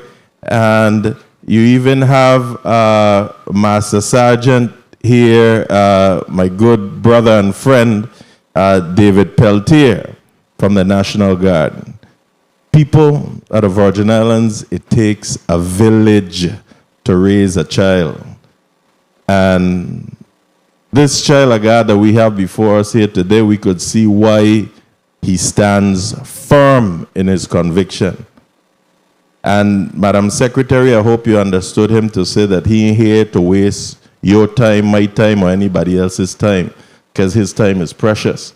That's why he's seated here before us to being nominated for the position that he was nominated for. Mr. Junior, when I listen to your testimony and I see you breaking it down from being a proud Virgin Islander, born and raised right here in St. Thomas, and your childhood consisting of living from Aswell Harris Court to Bovoni to Estate Thomas. 2 minutes. And that you, I don't care how much minutes I going to talk today. And your alumnus being from Charlotte, Amalia, the Marching Hawks, and everything that you have laid out. You really built the foundation here today.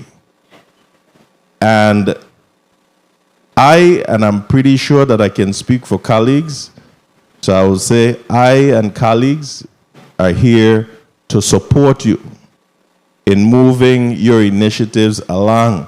And we wanting you to definitely make that promise to your grandmother where you stated to yourself that I want to give my grandmother light every day. You heard the chairwoman even spoke to that earlier, of people in darkness, etc. And your background giving insight into your approach to this position. And the only thing, I said your testimony was really delivered in a humbling manner. The only one thing that you didn't speak definitive about is this thing where you said a couple of times, if confirmed.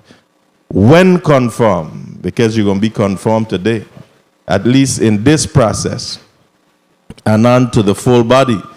But where you spoke to your plan to 30 take seconds. a hands-on approach working with the executive director and fellow board members, especially on the grid optimization and fundraising initiatives. I mean, where have you been for real?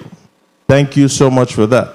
I'm also holding you to And while I'm saying I'm holding you, I'm holding the whole WAPA team to this WAPA 2.0 strategy. I like what you delivered here and looking forward to this. May I beg your indulgence to wrap up here, Madam Chair? Yes, you may. And also what you said, for the avoidance of doubt, your vision is to position the board to be more strategically focused, while the CEO is focused on what? Execution or implementation of critical items such as cost downs, utility sustainability, and ultimate rate reduction to all Virgin Islanders. Again, colleagues, listen, Governor Albert Bryan, you hit a solid home run here today.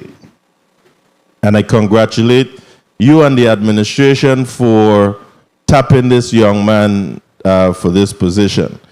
One thing I would say is that we can legislate the autonomy from the administration and other influences and whatnot. But at least with qualified individuals in place to serve on this board, we stand a much better chance to improve decisions of the WAPA board. And as one glaring example, I truly believe that WAPA board at the time was ill-equipped to deal with the expensive and controversial Vital contract. So I'm asking you, and how dare I forget, Madam Chair, again with your indulgence, I wanted to just show quickly a short clip and ask Mr. Selwyn, while I know you spoke to the power and everything else, all your ideas, this video, go ahead and just play this just a couple seconds. It's truly concerning to people. Now, this is on St. Croix in the Camporico area. You see they hook the hose up to the fire hydrant? You see what coming out there going in people's yard? The Water and Power Authority got to do better than this as well. When I was a child growing up, WAPA had one of the best water around here. I used to hear senators talking about us even bottling our water in this place. From the time what this company, Seven Seas or wherever the thing come up, I don't know what part of the seas they came from, but this is the water that we're delivering to people's homes now. And I'm just asking that while we address the rates to individuals, that we also address this brown water issue that's going into people's residence. Understood. I support you 110%. I don't have a question for you. I just wanted to put my statements on the record. Looking forward to supporting you at the call of the motion today and at the full session. Thank you again, and thank your family and your support team for having your back and molding such a fine young man to sit in this position, which he was nominated for today. Thank you, Mr. Selwood Jr. Thank you, Senator Gittins. Thank you, Senator Gittins. And my leniency, yes. You are very welcome, colleagues. Senator Maurice James on St. Croix, you may proceed with 5 minutes. Thank you. Thank you, Madam Chair. Mr. Lionel Selwood Jr., I want to start by saying that you had me at the beginning of your testimony when you said that all your grandmother would want to do is read a book. You had me there. I was like, okay, I'm confirming this man, because clearly let me step back and say, children learn by example. And clearly your grandmother was a wonderful example. And reading a book is an example that I'm hoping, and I am the chair of the education committee for the legislature. And that has been my mission, to encourage people to read. And when children see their parents or their grandparents reading, they then adapt the same habit. And clearly you did, or you would not have been as successful as you were in college and beyond.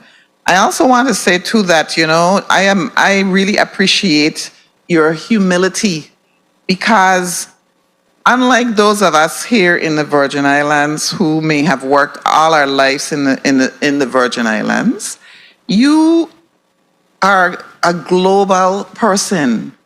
You clearly, when I looked at your resume, I said, I can't even say, well, I'm like this guy, because at your young age, what you have achieved is just admirable and outstanding. So I want to commend you on that too. But you are applying for and we're interviewing you for the role of director of a board. And I just want to because clearly when it comes to your knowledge and your skills and your other qualifications, academic and work, clearly you're qualified. But I want to ask you about working with other board members. And I think you have, I believe I saw where you were in fact a member of a board before. But tell me about working with other board members and how you see yourself among other board members, because when we spotlight you, really at the end of the day, you have to work with others to make things happen. So can you describe how you intend to do so, given that unlike globally, this is locally? And my colleague from Frederick said at the very beginning, said, we don't want to chase you. I think those were his words. Or we have the tendency to chase good people. So tell me about working with board members and how you envision yourself doing so. So thank you for the question. So first of all, I'm glad you highlighted humbly. One of the greatest commentary I get is 2 minutes. nobody really knows in terms of, I don't treat people differently, right? I don't brag about working with billionaires and centimillionaires and all of that every day. I go in the community, every carnival I play with Rising Stars, I swim every morning, I do the same locales, so I'm no better than anyone else. I just work really hard, I've been put in positions, and I use my Virgin Islands grit to succeed. So first and foremost, I want to put that on the record that I'm just a humble human being. I'm proud to be from the Virgin Islands. With that said, I'm very inclusive, right? So I am very big on team. In fact, if you ever see an email from Lionel Selwood Jr. with a lowercase t, it's a fraud. I did not send it, because it needs to be capitalized, because it's very, very important. So I take inclusion very seriously. And the board of directors, it's a unilateral, bilateral organization, and it's not I, it's we. So how I see it is building the proper relationships with all board members, first and foremost, whether that's one-on-ones, with dinners, lunches, Zooms, whatever it takes, and then building the rapport as a board. So team building activities, understanding how we get to know each other, understanding what makes each other tick. Because at the end of the day, I would argue that the board of directors' job for WAPA is the most intense role, one of the most intense roles you can have in the Virgin Islands. So my approach is to leave all of my ego at the door, understand where people are coming from, and the last thing I want to do is step in and act like I know everything or have all of the solutions. This is why I addressed Senator Joseph in the way that I did, where I said, look, leave all the stuff at the door. What is the true state of the utility, and how have you been working? So that's how I see it. And the same thing on the leadership level. So Time. Continue to develop, if I may, Chairwoman? Continue? Yes, you may. Okay. Continue to develop relationships with Andrew Smith and his executive team, as well as people throughout WAPA. And again, traveling to all of the power plants, understanding what's going on the ground, talking to constituencies. So I'll end by saying that. So I'm an inclusive leader. None of us can do it alone. My success thus far has not been done alone. I really care about people. And honestly, one of my biggest gifts is one of my biggest curses, which is I believe I can take a Division II team and have them win the World Series. So I believe in people, and I will back people, they will back me, and we'll get to know each other. So that's how I'll address working with the rest of the board. Thank you, Mr. Selwood. I just want to wrap up by saying that you are mature and wise beyond your years. And sometimes around here, we have a tendency to look at different generations and sometimes not see that when some members of certain generations, it doesn't matter how old they are or how young they are not as mature and wise as they should be. But clearly, you have shown me in your recent statements how mature and wise you are. So without a doubt, you have my support and my vote. Thank you very much. Thank you. Thank you, Senator James. Now we would go to the Vice Chair of Rules and Judiciary, Senator Potter, for 5 minutes. Thank you very much, Madam Chair. And I want to extend a pleasant good morning to our nominee for the WAPA board, Mr. Lionel Selwood. It is afternoon. Good afternoon, sir. Good afternoon, Senator Potter. I want to really thank you for a very thoughtful presentation here this morning, for sure. Thanks for agreeing to serve on this very important board. It can be a controversial board at times, and I don't want you to have my colleagues lull you into this feeling of support and we're behind you 110%. We are behind you and we're proud of you and what you bring to the table. But sometimes it can get downright antagonistic here when WAPA is before us. And it can be fashionable to beat up on WAPA from time to time.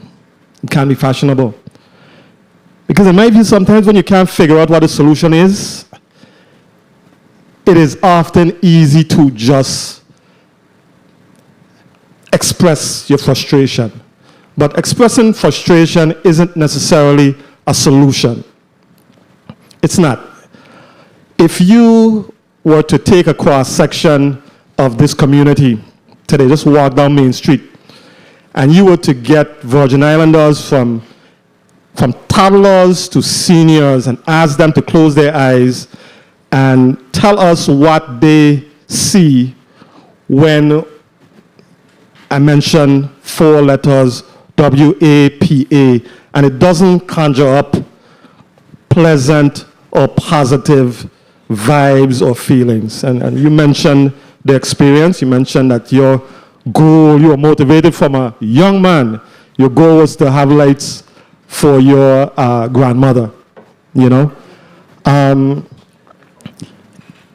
WAPA has been a very challenging utility, to say the least, over the years, and I think you bring a lot to the table that we didn't have before, and I am very much excited about that. I asked someone a question the other day. Someone told me, made a statement to me. They said that with businesses and residents who can afford to do so, leaving WAPA, getting solar, at some point very soon, WAPA is going to be the utility for the poor and the government. And it was interesting that that is what they presented to me. And I wanted to get your thoughts on that. I know you have, you mentioned a plan to have, I think, a position for a renewables person, a VP. And I've always felt that WAPA needs to have a renewables division. But I wanted to get you to just kind of share with me your thoughts on WAPA being potentially a public utility at the trend that we're at right now for the poor and the government. And I want to get your thoughts on whether or not it is time for WAPA to have a renewables division, and if so, how would that look? So thank you for the question, Senator Potter. So, like I said in my testimony, I am actually encouraged to see the amount of entrepreneurship that's going on in terms of renewable energy. However, I did state that a majority of Virgin Islanders cannot partake in that revolution. And the reason I say that, I'm not going to call the company by name, but I have friends that I'm fortunate to have the same friend since I was a baby, but he recently put in solar, and the price point he communicated to me, I think, was roughly $32,000, whatever the case may be. Now, he's a very successful guy, so of course he could afford that. But let's be honest, when you look at the average salaries across the Virgin Islands, you won't make that call. You won't take food off the table for your child, your rent, your light bill, etc. So I take issue with the poor and government statement. I would change it to the majority statement. So that's why I said WAPA has to be the provider of these technologies. This cannot be a situation where everyone is left behind when all the more affluent people within the community are fully renewable and off WAPA. So that's why I said WAPA has to be a combination of non-renewable and renewable energy, holistic provider to the entire masses. So, I'm not here talking about the 10% or 20%. I care about the 80%. I care about whoever is in my seat when my grandmother didn't have the light, whoever he or she is today.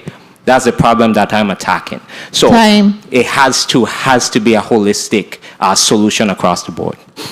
Thank you for that. Madam Chair, if I may just wrap up. Yes, you may. I wanted to ask you, stepping into this position, and you will be confirmed and you will be unanimously confirmed without a doubt, what do you see, or what do you anticipate as being the greatest challenge as well as the greatest opportunity? I think the greatest challenge is the same as the greatest opportunity, which is to truly get the costs down and pass that on to ratepayers. Again, going through title authority and saying, oh, Sir Lee King founded this in 1964, for the benefit of the people. I want to say on the record, because it's not a company. It didn't say make money. It didn't say become a big business. It said for the benefit of the people of the Virgin Islands. So the biggest opportunity is to actually get us to the average. The average across North America is 15 cents a kilowatt hour. The best is Wisconsin at 9 cents a kilowatt hour. The worst is Hawaii at 44 cents a kilowatt hour. I know a number is worse than 44 cents a kilowatt hour right now. However, we need to get into that average. I'm not putting a timeline on it. I'm not naive. We need to get to that average at least. But the biggest challenge is actually doing that. So I'm not here selling anyone on this committee any bill of goods. This will be hard. However, I come from a place, Senator Potter talked about it divisive and fighting. Well, let me tell you something. When billions of dollars are at stake every day, that gets really nasty. So I have experience in that, and that's my daily life. So this is par for the course, because it's a tough problem we're addressing. We're going to get it done, but timeline is TBD. I appreciate that. I really want to, again, thank you very much for agreeing to serve on this board. It's a very critical board. I think this board really has the greatest potential impact on the quality of life for Virgin Islanders, more so than any that I can think of.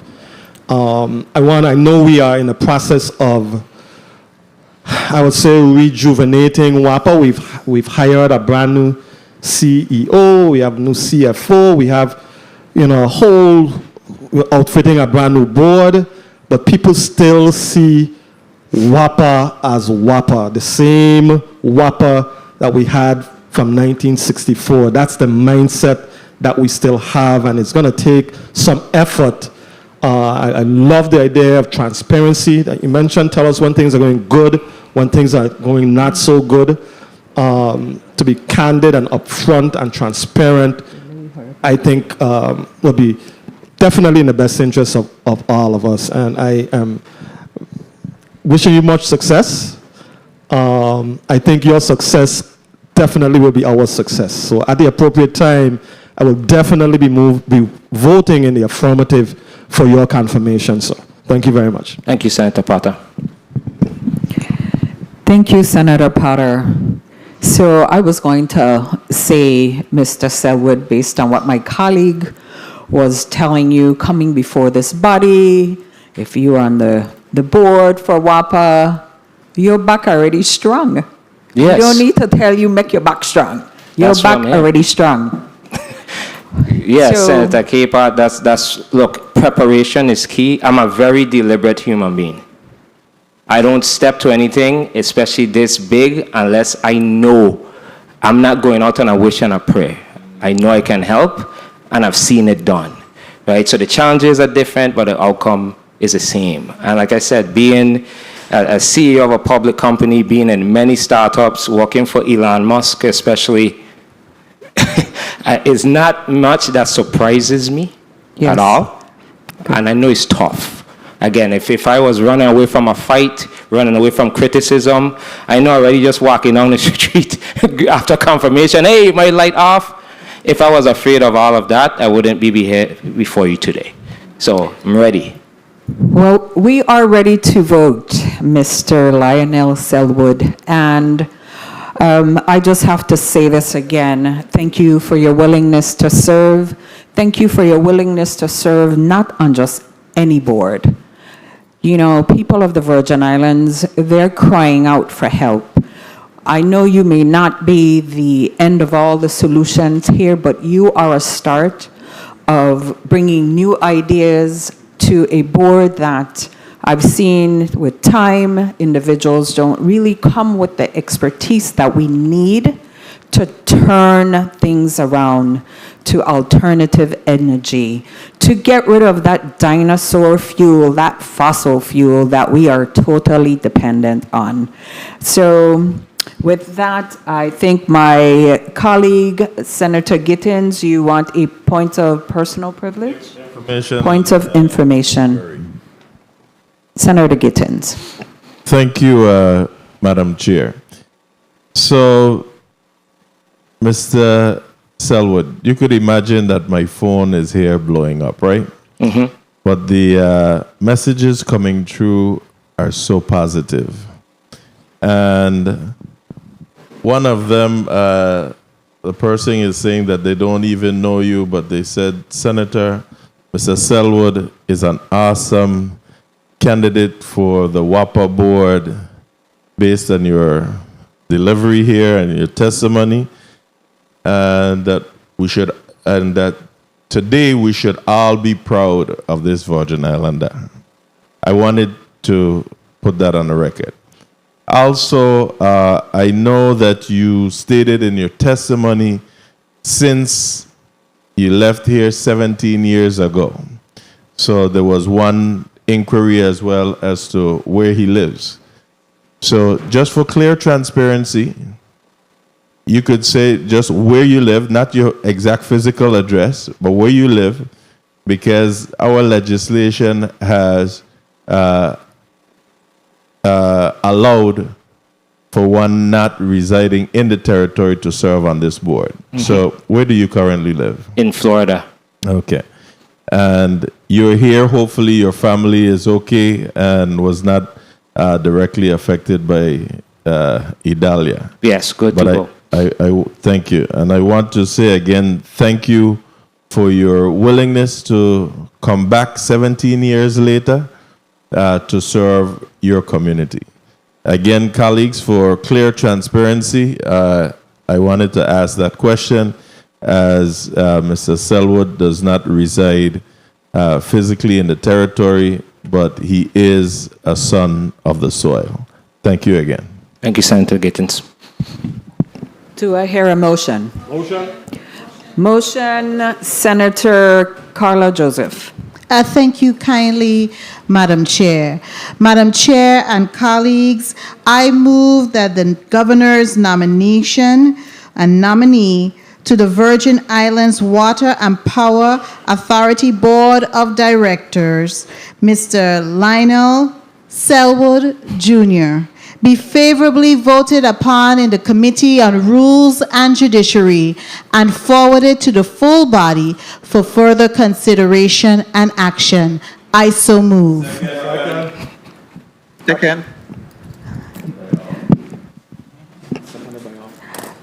Lionel Selwood Jr., Governor's nominee to the Water and Power Authority Board of Directors, is properly moved by Senator Carla Joseph, and seconded by Senator Gittins, Senator Potter, Senator Johnson, and Senator Volquez. Senator Maurice James. May I have roll call on the motion? Senator Angel L. Volquez Jr. Senator Volquez Jr., yea. Senator Diane T. Capehart. Yes. Senator Capehart, yes. Senator Kenneth L. Gittins. Senator Gittins, yes. Senator Maurice C. James. Yes. Senator James, yes.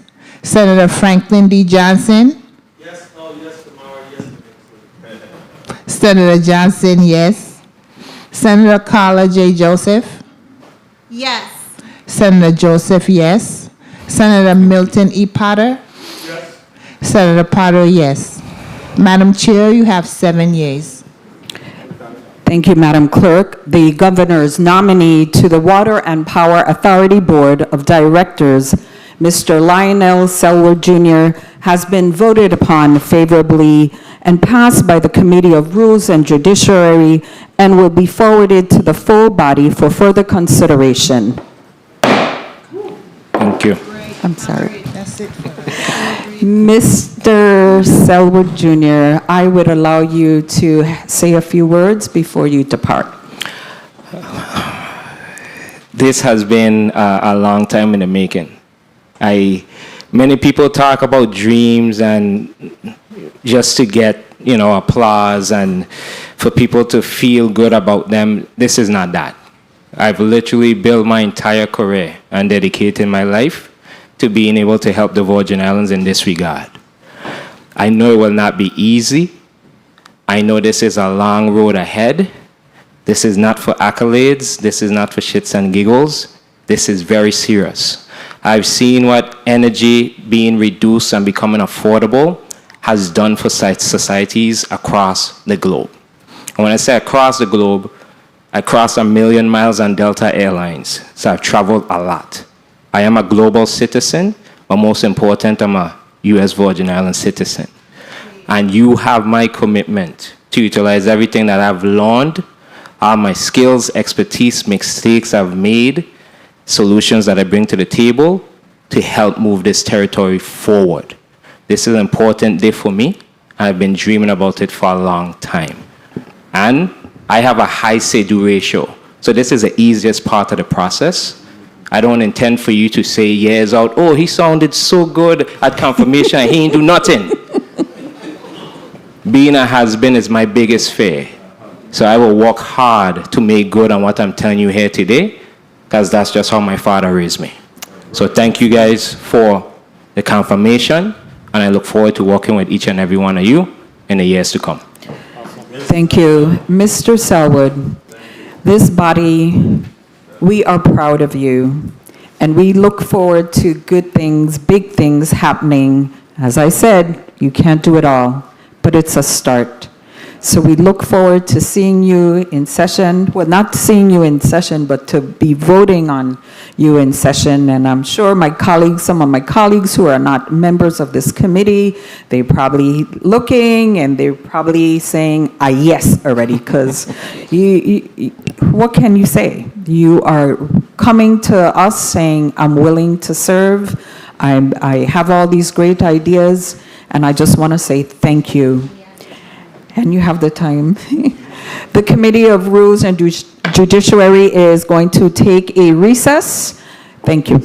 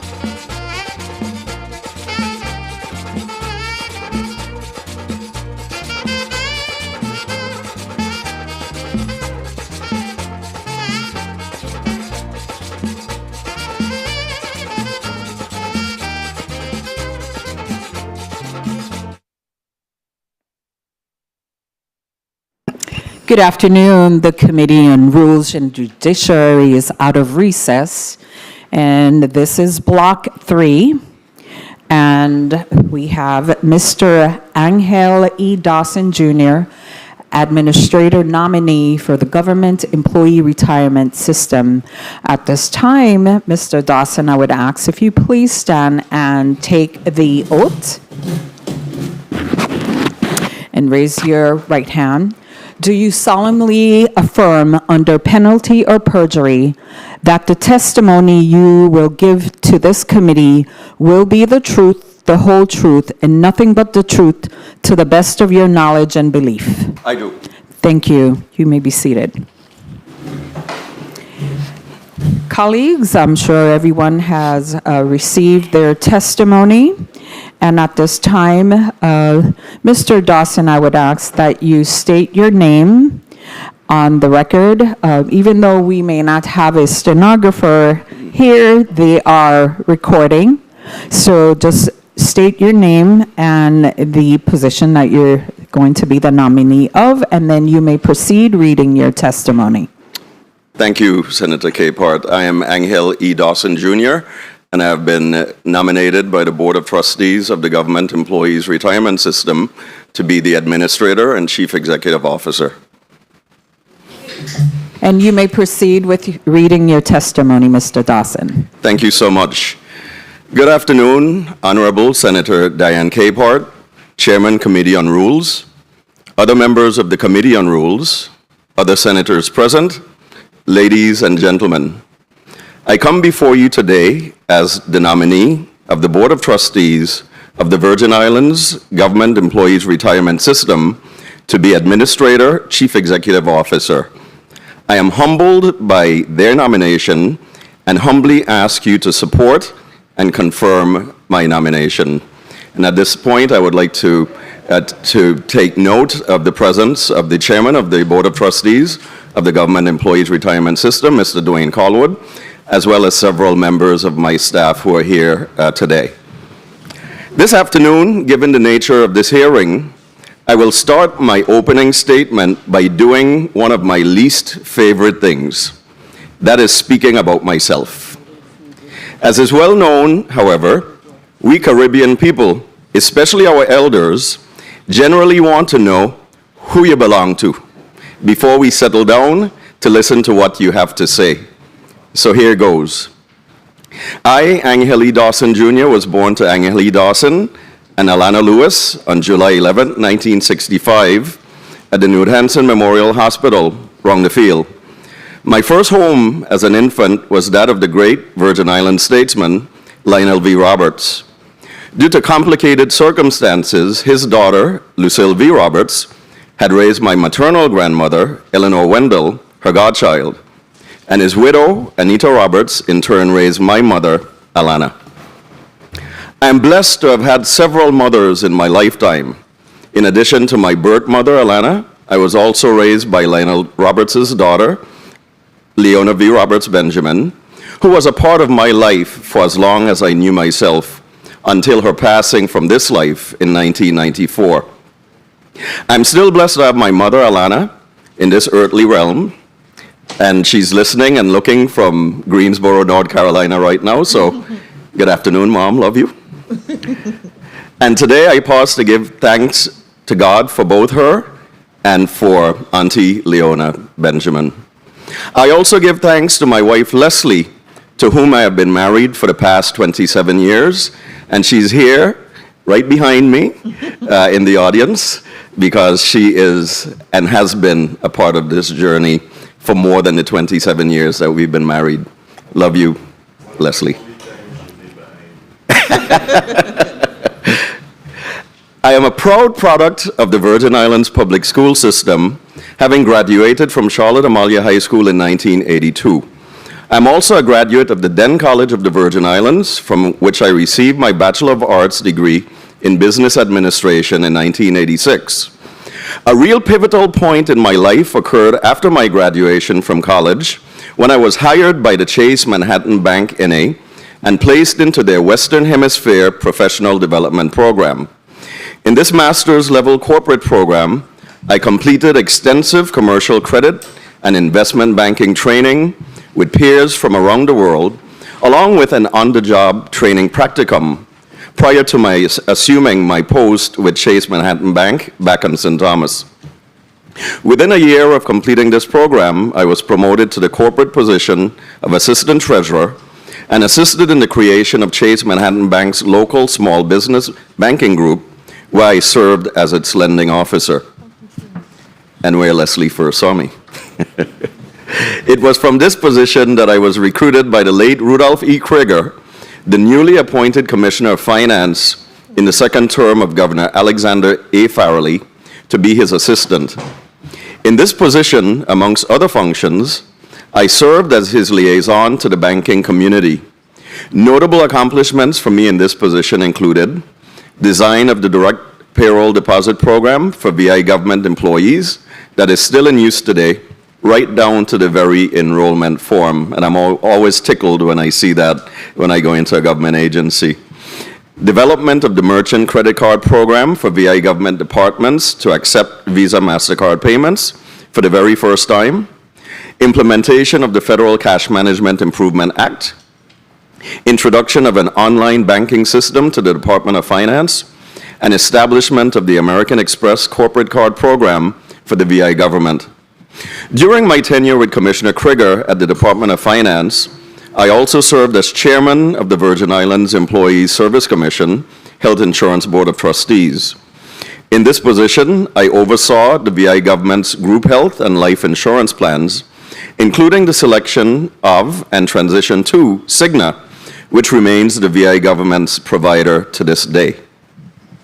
Upon the end of Governor Farrelly's second term, I was recruited by Senator Judy M. Gomez to join her staff as Chief Research and Policy Analyst. Working in the hallowed halls of this legislative building was a nostalgic return to my beginnings, as during several high school summer breaks, I worked as an intern in the office of the late, great Senator Elmo Delano Roebuck. I count him and the late, great Senator Ruby Margaret Rouse of St. Croix as inspirational figures who would spur the young Angel Dawson Jr. to later public service. When Senator Gomez became chairman of the legislature's Finance Committee, I continued in her service at the Post-Audit Division. It is from there that I was lured back into commercial banking by the late Valentino I. McBean, a legend in Virgin Islands banking, and to me, the last true Virgin Islands banker. Between 1997 and 2009, I rose through the ranks from commercial relationship officer to assistant vice president to vice president and commercial loans manager.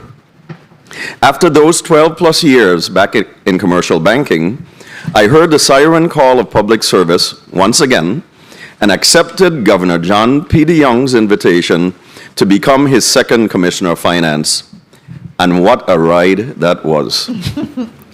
The year was 2009, with the United States and the United States Virgin Islands being amidst the Great Recession. Much of my time was spent in my ex officio capacity as Executive Director of the Virgin Islands Public Finance Authority. Over the next 5.5 years, I would oversee financing transactions and refinancings totaling almost $2 billion. Many, if not most, of these transactions arose from the urgent need to raise cash to keep the Virgin Islands government afloat and VI government employees paid. Considering drastic revenue decreases related to the 1-2 punch of the Great Recession and closure of the Hovensa oil refinery on St. Croix. But somehow we managed to survive, and here we are today. It wasn't all financial gloom and doom, however. As Executive Director and Acting Director of Administration and Finance of the Virgin Islands Public Finance Authority, I also oversaw the previously PFA-owned and operated Kings Alley Hotel and the Frederiksted Mall, the Office of Economic Opportunity, which oversaw all American Recovery and Reinvestment Act federal grant awards, and the PFA wholly owned subsidiaries, West Indian Company Limited, WICO, and VINGN. As Commissioner of Finance, I also served ex officio as chairman of the Board of Tax Review. After more than a decade of prior litigation in the federal court system, I was able to demonstrate satisfactorily to the then Chief District Court Judge Curtis V. Gomez that the Board of Tax Review was providing due process to taxpayers after changes implemented in the Office of the Board of Tax Review. In January 2011, the court vacated its decree enjoining the VI government from issuing and collecting tax bills at rates other than those based on the 1998 assessments. This translated into potential increased revenues for the government. As custodian of Government Insurance Fund, I developed a comprehensive plan to return the Government Insurance Fund to solvency.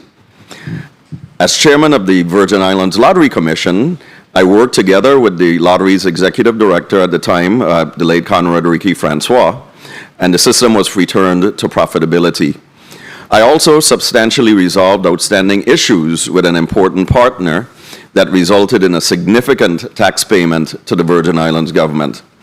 Significantly, and with relevance to today specifically, I also served as an advisory member of the GERS Pension Reform Task Force. And the above roles and accomplishments didn't even include my day job as Commissioner of Finance. Notable accomplishments at the Department of Finance during my tenure as Commissioner included bringing the VI government from being several years delinquent in issuance of its audited financial statements to being completely current, updating the VI government's accounting and financial reporting standard operating procedures and policies, introducing ACH payment for VI government vendors and the telecheck system to reduce the volume of dishonored checks presented to the government, introducing the stats biometric time and attendance system and the ERP payroll module to streamline payroll processing and improve accuracy for all VI government employees, and overseeing a $2.5 million renovation of the Department of Finance's historic St. Thomas office complex. After a consequential 5.5 years as Commissioner of Finance, I was called back to my commercial banking career at the end of Governor DeYoung's second term. In November 2014, I resumed my banking career in the very building where it had begun 27 years earlier. By now, First Bank Puerto Rico had long acquired Chase Manhattan Bank's operations in the U.S. and British Virgin Islands. Except for one break, which I took to pursue high calling of elected public office, along with the Honorable Senator Maurice James.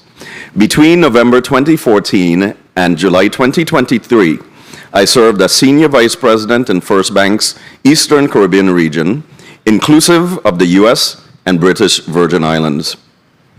As Commercial Banking Manager at First Bank, I was responsible for all aspects of the Eastern Caribbean region's commercial and public sector loan portfolios, the transactional banking unit with responsibility for electronic banking products, alternative delivery channels, and merchant services, the Platinum Banking Unit, which provides dedicated service to select bank clientele, and all aspects of the British Virgin Islands market, First Bank Puerto Rico's only international operation with over $200 million under management.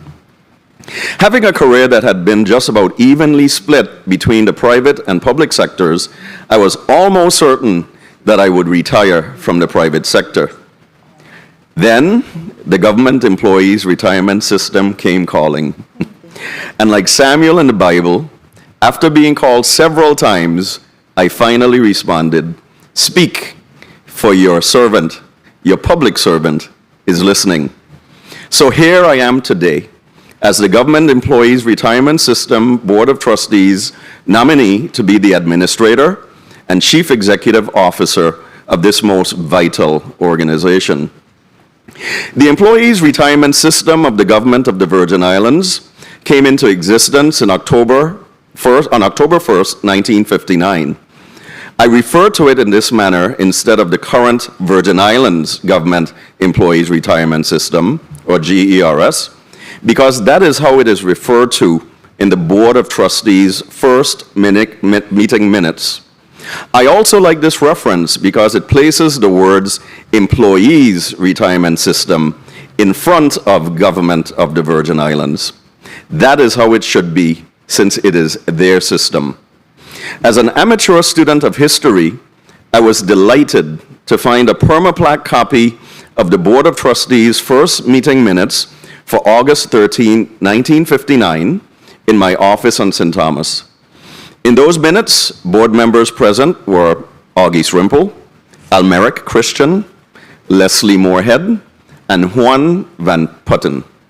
Victor Epperson, Director of Personnel, served as Secretary.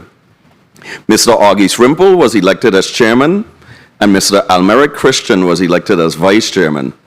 Initial funding for the system consisted of $200,000.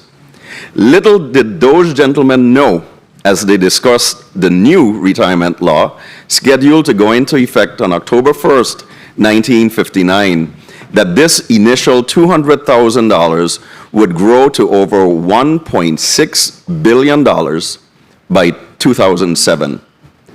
Only to plummet, however, some 75% over the next 15 years to a balance of $402 million at September 30th, 2022.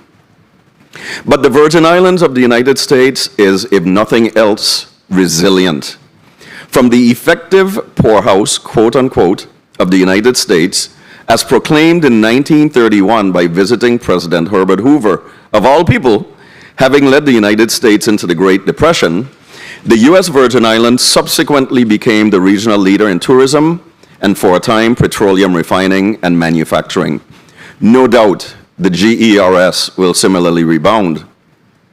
As stated in my testimony to the Committee on Budget, Appropriations, and Finance just this past Tuesday, the Virgin Islands Government Employees Retirement System itself turns 65 on October 1st, 2024, the average age at which many persons choose to retire.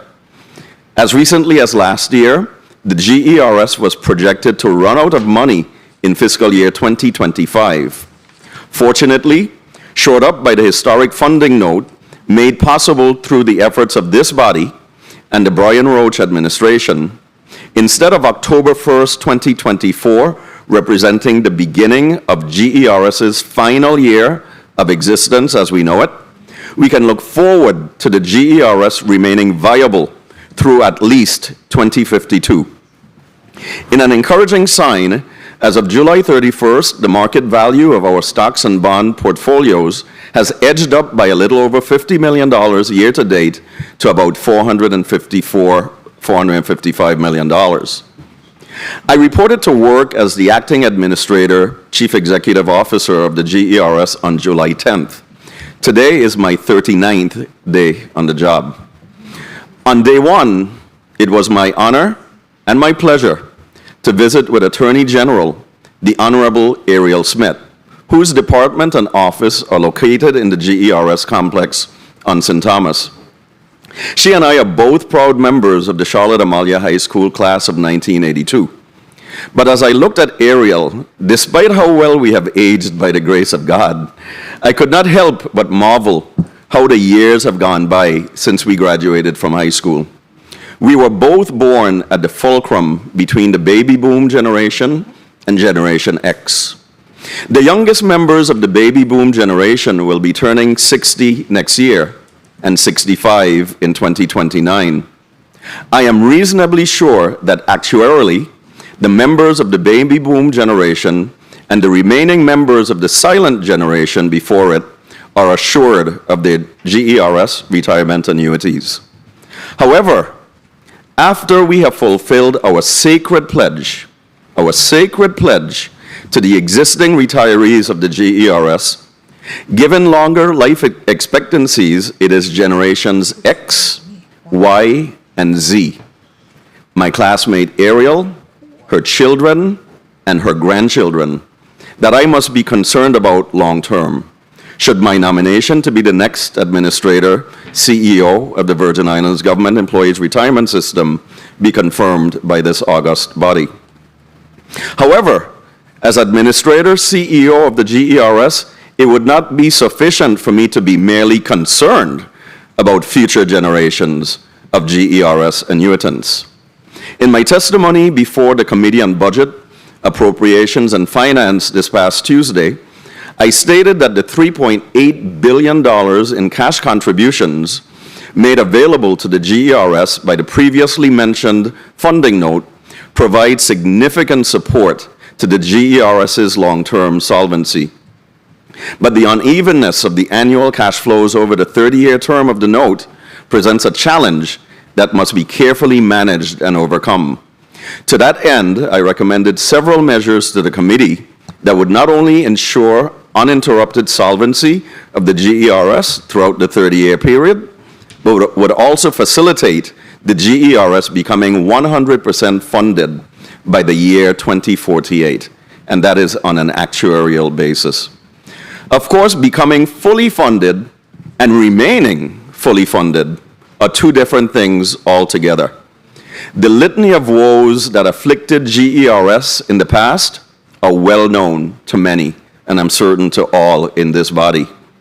However, we need not rehash the actions and decisions of the past other than to learn from them. As the poet Henry Wadsworth Longfellow wrote in his poem, A Psalm of Life, "Let the past bury its dead. Act in the living present." That is what we must do. And that is exactly what I intend to do, working in conjunction with the GERS Board of Trustees and with the assistance of a capable GERS staff, several of whom from my management team particularly have chosen on their own to be here today, and I appreciate their presence and their support. Please allow me this opportunity to thank my predecessor, Mr. Austin Nibbs, and the management and staff of the GERS for their efforts in keeping the GERS viable during a very difficult period. I joined the GERS as acting administrator, CEO, on July 10th, and I have been very impressed with the professionalism and dedication of its management team and staff. Of course, there's always room for further development, and it is my intention to utilize all my accumulated experience to do just that. Not in an autocratic or dictatorial manner, but collaboratively, as we always achieve more with a light touch. This will entail continuous training and cross-training to ensure that we achieve peak efficiency with the available human resources. One of the first major projects to be completed under my watch will be the migration of the GERS's existing V3 Benefits Administration System software from version 8, which is currently being utilized, to version 10, the current cloud-based system. This will ensure that the GERS continues to be fully supported by our software provider, Vitech Systems, and that we maximize the system's functionality. Even before this 2-year migration is completed, GERS staff is presently working to ensure that we are properly positioned for a possible restart of the GERS loans program in fiscal year 2024. I do not speak on behalf of the GERS Board of Trustees, but as a career banker and as the systems administrator nominee, I see the efficacy of the GERS loans program, which provides valuable access to liquidity for its members while providing well-secured performing loans assets to its income-earning portfolio. And at this time, I would like to recognize Senator Kenneth Gittens, who has been a stalwart supporter of the loans program and promised not to leave me alone until we have it in place. And Senator, I certainly look forward to working with you to see that that's accomplished. Speaking of income-earning assets, I firmly believe that GERS assuming management of the Havenside Mall and St. Thomas in 2020 was an appropriate move. Under the GERS, Havenside Mall has become profitable post-pandemic and is poised to go from good to great. We have several initiatives underway, including a privately owned and financed hotel project that will breathe new life into the mall. And it's not just on the drawing boards, it's actually under construction already. Other projects underway include demolition of warehouses to be replaced by common area green spaces. In this park, we will pay homage to the coal women who played such a big role in our history at the turn of the 20th century as they place the coal for the steamships coming from Europe and the United States on the ships, a very important role. This will be achieved through the installation of monumental statues that will inject a historical element to be enjoyed by visitors and locals alike. We are also entering into an agreement with a company whose principals previously worked with the Disney Corporation for the development of a strategic plan for the Havenside Mall that will ensure its attractiveness and appeal for at least the next 50 years. While Havenside Mall is an income-producing property with even greater potential, the GERS is also the owner of 2 large tracts of land on St. Croix and St. Thomas that are presently non-performing. And by non-performing, I mean they're just trees and deers and whatever else on there. It is imperative that working together with the GERS Board of Trustees, specifically the Development Committee, chaired by Trustee Ronald Russell, we begin the process of developing these properties so that they become income-producing. Ideas being explored include the development of much-needed assisted and independent living facilities on both islands, along with other appropriate residential and retail components. The prospect of profitably developing Estate Coakley Bay and St. Croix and Estate Huffman Nullyburg on St. Thomas, perhaps through a public-private partnership, truly excites me as a career commercial banker. The title of the GERS's strategic plan for 2023 through 2027 is, quote, GERS Recharged, Securing Our Future. I'll repeat that. GERS Recharged, Securing Our Future. Honorable Senators, ladies and gentlemen, this afternoon I can assure you that the GERS is recharged and we are securing the future of our VI government employees and retirees. Should I be honored by this committee and this legislative body confirming my nomination to be the next administrator, CEO, I can assure you that I will bring generational change at this pivotal time in the history of the employees' retirement system of the government of the Virgin Islands, as it was referred to at its beginnings in 1959, and will serve as a bridge between the baby boom generation and generations X, Y, and Z thereafter.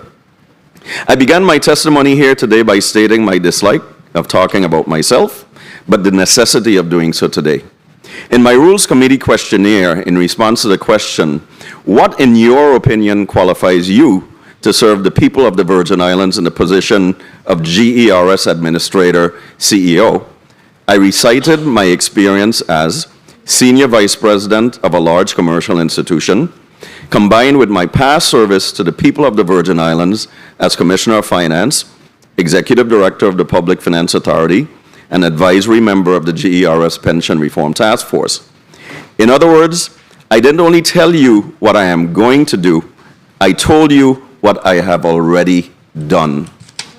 Honorable Senators, ladies and gentlemen, if confirmed by this Rules Committee and this legislative body, I pledge to utilize my extensive public sector experience on behalf of the GERS. But I also pledge to utilize my extensive commercial banking experience, because in many regards, the Virgin Islands Government Employees Retirement System is a bank. Yes, it's a bank in the traditional sense of conducting financial transactions, including, hopefully, once again, loans. But it is also, metaphorically speaking, a bank in the sense that our people deposit not only their money every payday, but their trust and their dreams of a dignified retirement after a life of public service, hoping that one day they can call upon those deposits to fund their well-deserved retirement. Having served as the Virgin Islands government's banker when I was Commissioner of Finance, and having served as a banker in the private sector, I submit to you that I should now be the people's banker as administrator and Chief Executive Officer of the Virgin Islands Government Employees Retirement System. To that end, I humbly ask for your support of my nomination. Thank you. Thank you, Mr. Dawson, for that great testimony provided to us today. Before I even make my comments, I want to acknowledge non-committee members, Senate President Novell Francis, who's on St. Croix. Welcome, Senator Francis. I would also like to recognize non-committee member, Senator Fonseca also. Thank you for coming.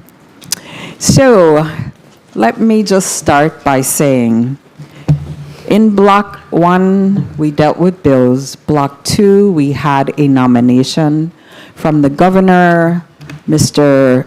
Selwood, who was awesome. He was like a breath of fresh air coming. And I just want to say, I feel the same way. I feel that there is hope for our Virgin Islands employee retirement system.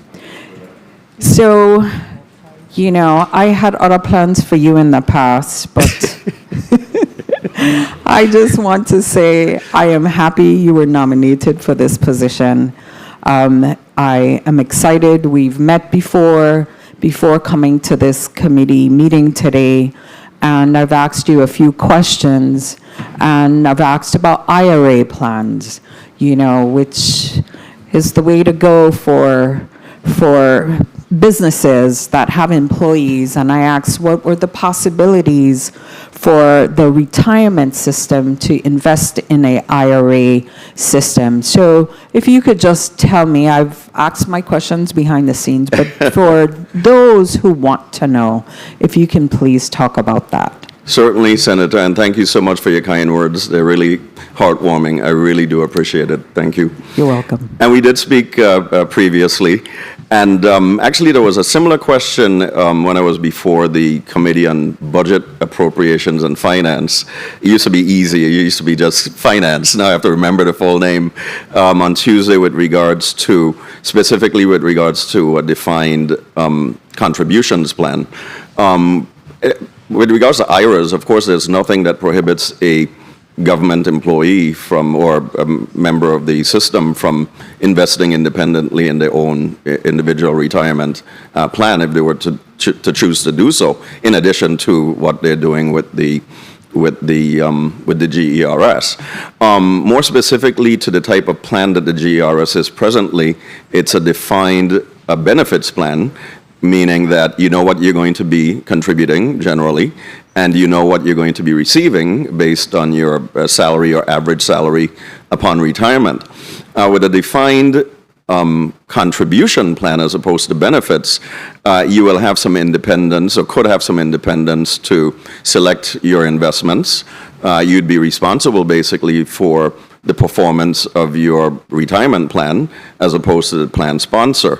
However, as I indicated on Tuesday, that brings risk with it as well, because right now with a defined benefits program, while the upside may be limited because you're limited to what the benefits are defined as being, hence the term defined benefit plan, at least you know for certain you're going to be receiving, whether it's $2,000 a month or $4,000 a month, that is assured. There's no similar assurance with a defined contribution plan.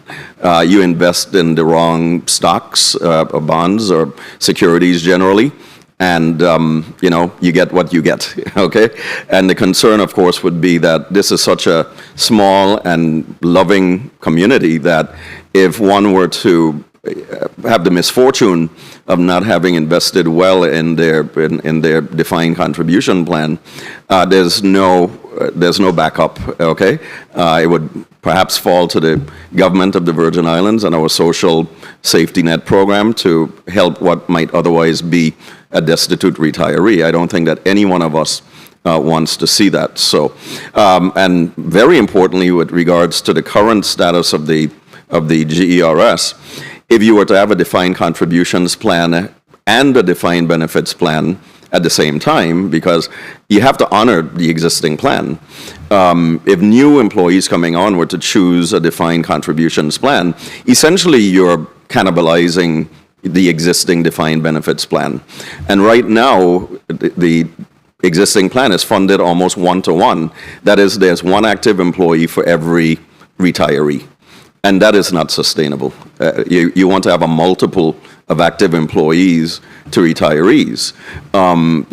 Conceivably, if we were to offer a defined contributions plan, you would be reducing the ratio of active employees to retirees even further. You'll probably end up needing two active or having two retirees for every one employee. That will make the system even. That would destabilize the system, let's say that, okay? So that is not to say no. Of course, everything can be looked at and analyzed, but just off the top, those would be the concerns with regards to changing the existing plan that we have. Thank you. Thank you for that detailed explanation. So before I go to my colleagues, I just want to ask you one question, and that would be, if you can just state 3 high priority issues that you, coming in as the administrator, that you want to tackle as your top priority areas. Well, we have to, given the structure of the funding note that I referred to earlier, where more than 50% of the $3.8 billion that we'll be receiving comes in the final 12 years of the 30-year funding plan. We're going to have a period of time forecasted for around 2038 where the system could once again, albeit on a temporary basis, be insolvent. That is, the assets that we're holding wouldn't be sufficient to fund the retirement annuities. But then, of course, the amounts that we receive from the funding notes pick back up in the latter part of the structure. Why it was structured that way, I don't quite know. I wasn't here and involved, and I'm sure that there are legitimate reasons that it was done that way. But that is a challenge. We need to figure out how we're going to, anticipating that there may be a period of temporary insolvency, fill that gap. And I did propose several requests or several proposals on Tuesday. I don't need to rehash those. This isn't a finance committee meeting, but I'm sure you probably heard about them. But if we can get traction for those proposals, I think that we could head off. Not I think, I know. Mathematically, we can head off that insolvency. So that would be one, working very closely together with this body. We have ideas. We've shared the ideas. We're of course open to hearing alternative ideas that may work as well. We don't have a monopoly in good ideas, but that would be priority number one. Interim, we do need to ensure that, as I mentioned in my testimony, that we update the retirement system's benefit software.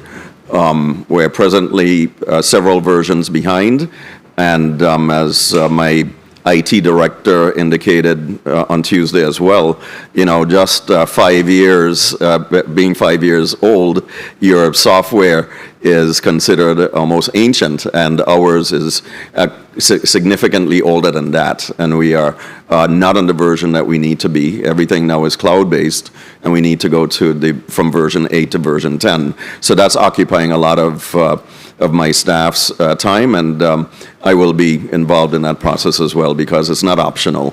It has to be done. Then I really believe that we need to, as I indicated, get our non-performing assets, our raw land on St. Croix and St. Thomas, developed for the benefit of the system, but equally as important, for the benefit of our members directly, because it's 130 acres more or less on St. Thomas and 160, 170 on St. Croix. We know that we have a housing crisis in the Virgin Islands presently, and the issue with housing for moderate income folks, in addition to the cost, is that unlike the States where you have tract housing and you can go generally and purchase a house that already exists, we don't have a large inventory of moderate income housing in the Virgin Islands. So many people may purchase a piece of land, but then they have trouble developing it because it's very difficult, and I come from the banking world, to get construction loans in the Virgin Islands. And no developers are coming in and building 15, 20, 50 houses at a time so that our folks who qualify can go to a financial institution, get a conventional residential mortgage and purchase a property that's already built. So the GERS may have an opportunity to step into that breach and build houses literally that would be available to their members, but not, on a wholesale basis. We're not proposing building 100 houses at a time, but if you have 20 members who can prove that they're qualified or have qualified, pre-qualified for a conventional mortgage, you might be able to build the first tranche of properties and then sort of have a revolving fund where you develop some more. So these are ideas. I don't want to get ahead of the Board of Trustees.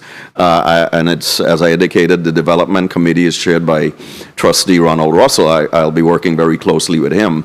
But it's imperative that all of our assets become performing. We've got to get a return on not only our invested portfolio in stocks and bonds, but also our real estate holdings. So that would be my top three. Okay, thank you for that. I see that you are already on top of everything.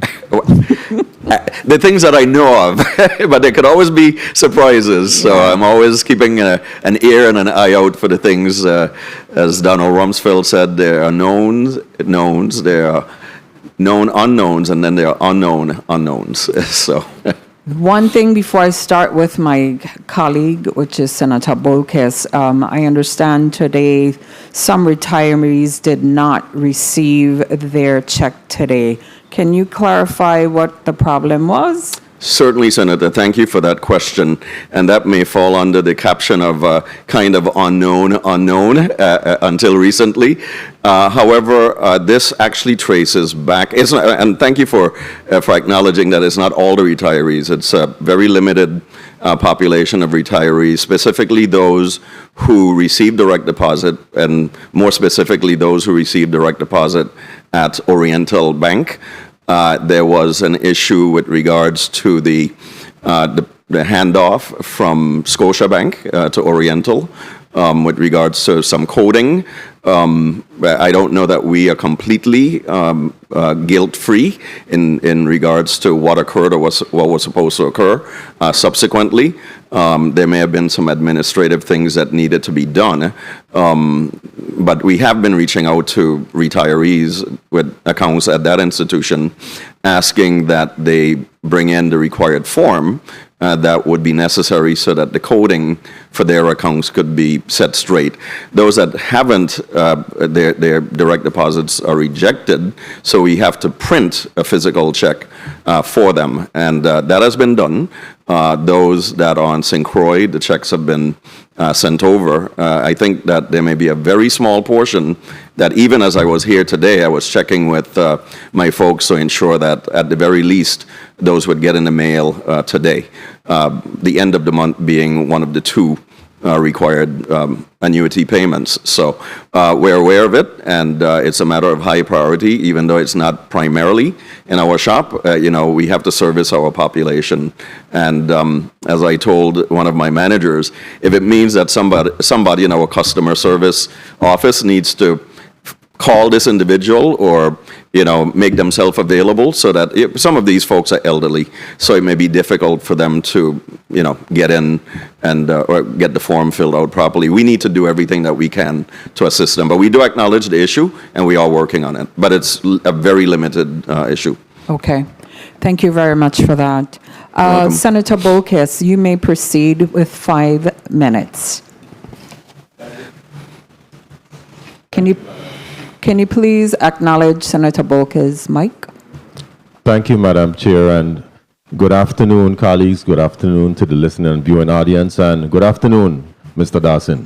Good afternoon, Senator Bolkes. Good afternoon. I'm very pleased to extend my support to Angel Dawson for this appointment for Administrator of GERS, not because he carries my namesake, but because of your remarkable experience and expertise in the field of finance and banking, and coupled with your extensive experience in making choices in different roles You come with a lot of background experience in the area, and I think it's going to be very beneficial for GERS. You have a proven track of sound financial management and strategic decision making, and you're well equipped to contribute to the government retirement system and its beneficiaries, of course.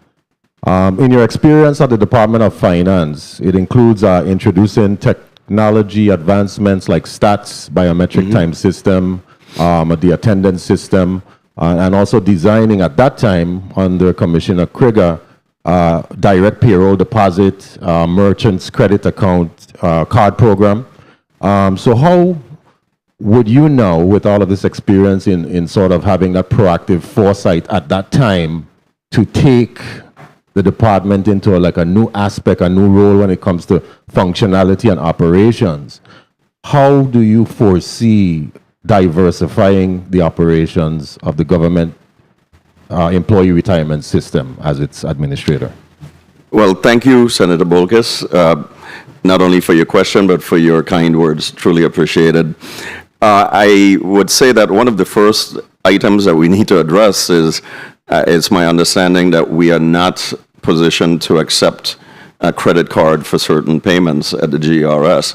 That's an easy fix. That's something that we need to address post haste. So we'll be addressing that with the team.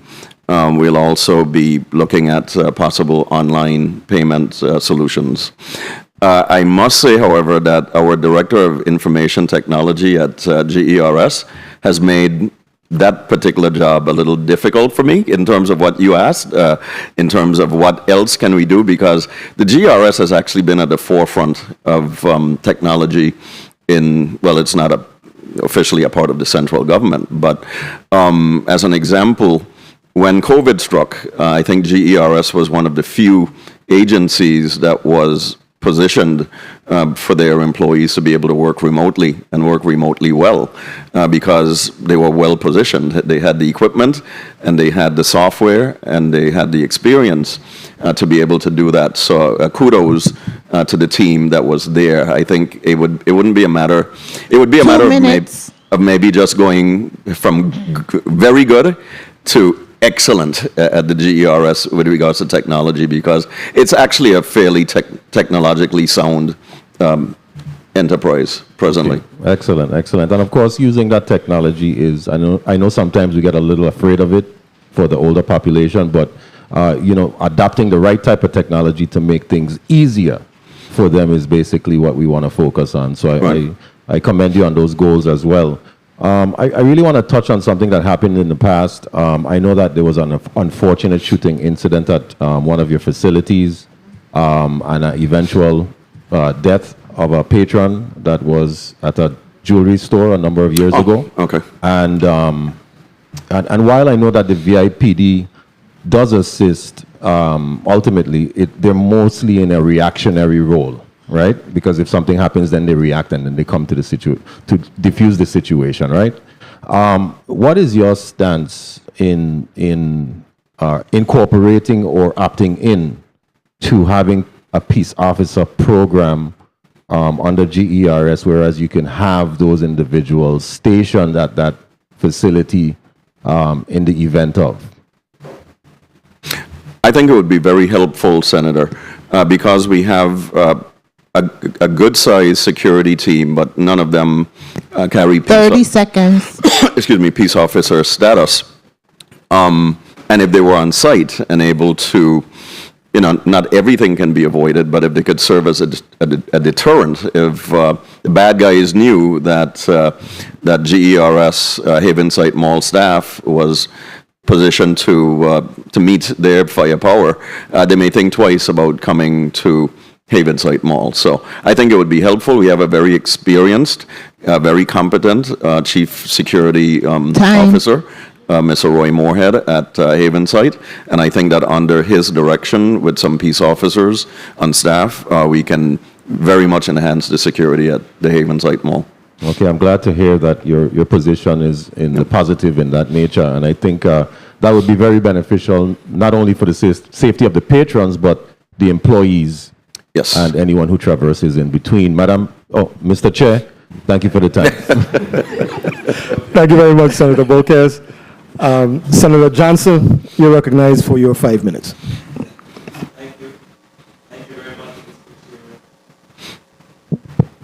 Thank you very much, Mr. Chairs. A good thing you changed the sign. If you didn't see that sign with your name there, you would still be addressing you as Madam. Good afternoon to my colleagues. Good afternoon to the nominee and viewer and listener audience. When I first heard your name being mentioned for this position, it was a no-brainer for me. I think your time and experience brings a lot to this agency that's duly needed. But I know that there's still challenges, and I listened to your testimony of some challenges that we could have coming down within, what, 2038? Yes, sir. Since being nominated, you got a chance to go into the office. What's the morale of the staff there? You got to speak to everyone, had an interview. I hope that you did sit down with all the employees and have that kind of conversation. What's the morale feelings to you there at this time? Yes, Senator. Thank you. I've definitely made the rounds. I feel that the morale is good, but could be better.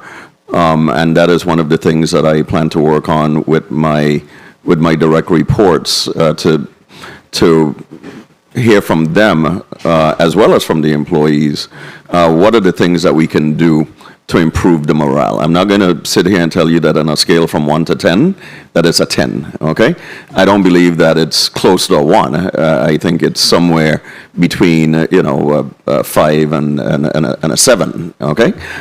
So I'm not satisfied until we get to 10. But I'm not going to tell you today that I know exactly how we're going to get there. I know that with regards to pay, we do have several unions within the GERS, and we're ensuring that we adhere to the financial aspects of our union contracts. So that should not be an issue. It might just be some of the management and supervisory practices that we need to tweak.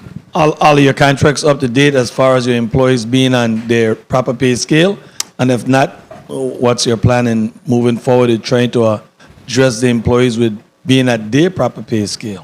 Yes, sir. Unless I've been misinformed, we are up to speed with regards to the pay plans. Okay. Were you able to review your audit financial statements, and are they up to date?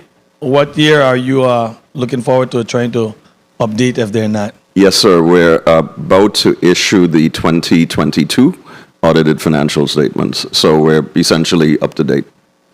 I see. So you've been there 39 days, right? Am I right? Yes, sir. You're counting days is a good thing. What do you find most challenging about this position thus far in this short time? I have been 2 minutes. so absorbed with the challenge in a positive way that I haven't really stopped to think of anything negative. To be perfectly honest with you, and that's not my personality anyway. To me, a problem is just something to be solved. So I won't say that I've really experienced anything that I would put in a negative category. What plans do you have to maintain transparency and build trust with the stakeholders, including government officials and the retirees? Communication. Every senator that I've met with, I said I look forward to working with you, and I mean that sincerely, because we can't wait until we're on the floor of the Senate or we're at a public forum to have the conversations. The conversations have to be occurring constantly behind the scenes. Not that you're keeping anything away from anybody, but we're keeping the lines of communication open so that you know what is going on and you are positioned to be able to assist. Similarly, within the organization, we have to ensure that we keep our communications open with our employees. My style is I have a direct report meeting with my folks regularly and encourage them to do the same, and then we have periodic meetings with the overall organization. On day one, I made sure that I had a general meeting with all the staff and traveled to St. Croix and did that as well. So I intend to be visible and accessible. 30 seconds. I appreciate your thoughts about the parcel of land that's owned by GRS and your vision that you think can help this property could help. You're thinking about subdividing, making it a part of a package, because GRS still do mortgage for home? Well, there had been a moratorium on new loans, Yeah. but GRS historically had done residential mortgages. So you're thinking of on a joint package with the property so that sometimes it Time. could be people that are already vested into the system. And what's your thought about the 10 years being vested? So your first question, if I may, Madam Chair? Yes, you may. Yeah. Your first question with regards to the mortgages, yeah, I think that would probably be, should we be able to move forward with a loans program, a limited loans program maybe initially, but mortgages, I have not been told, are off the table. So that is something that we would definitely look at as well. With regards to the 10 years for vesting, I cannot tell you that I've really given that very much thought, and I don't like to, when it comes to a retirement system, everything needs to be on an actuarially sound basis. We cannot make knee-jerk or decisions based on anecdotal information. We have to do the analysis. So, Senator, I appreciate the question, but I wouldn't want to answer you at this point until the complete and correct analysis is done. Thank you very much. And I'm going to wrap up on this, Madam Chair. There's something that you said that is so important. This one-to-one ain't going to work. No, sir. And you look at so many government agency with vacant position. We need to start filling that gap because it's going to cripple. We made some decision and we did what we could have done from the position that we were in to assure that this system lasts. But if we stay on this one-to-one and all of these agencies with these vacant position remains the same, 2038 going to be a 2038 going to be a very enlightening time because it really could create havoc if we don't shore up with putting employees on board and get off of that one-to-one ratio. So thank you very much for your willing to solve again. I'm sure you'll do well. I really appreciate you coming back and trying to help us with this big elephant in the Virgin Islands. Thank you very much. Thank you, sir. Thank you, Senator Johnson. Senator Gittins, you are next. You may proceed with 5 minutes. Thank you, Madam Chair, and good afternoon to all. Commissioner and now Administrator Dawson, I want to thank you once again for your willingness to continue to serve the people of the Virgin Islands, specifically in this capacity. I'll be remiss if I didn't also thank the young lady seated behind you for allowing you and continuing to support you in your quest for public service. I'm sure she knows that it won't be easy, but she's there to support you. Always. In reading your testimony before you read it today, I couldn't wait. I was reading, and I am like, wait, he gonna talk about this loan program? So I want to say yes. After I got to page 7, I said, well, finally. But, you know, I was one of the primary sponsors, as you know, of Act 7880, which requires the GRS to issue personal loans to its members. However, to date, the GRS has, and I must use these words, has failed to comply with this law. However, I know in conversation with the previous administrator, the current board chair and whatnot, I know that you all are working on it. So thank you for your statement and your testimony. But can you tell me what specifically you and the board are doing together to reinstate this loan program, and how soon do you see this coming, especially given the current high interest rates that we're seeing? It seems like GRS could really help out its members. I hope you agree with that and undercut the competition and still get a very high rate of return on this program. Thank you, Senator. And essentially in my testimony, I stated my personal position as acting administrator that there is good reason to reinstate the loan program. Of course, I do work with a board of trustees, I'm not going to speak for them, but I feel positively about the outlook of having a loan program of some sort. It may be limited at first, as I indicated. So we are preparing administratively to be able to resume that program as soon as we get the green light in fiscal year 2024.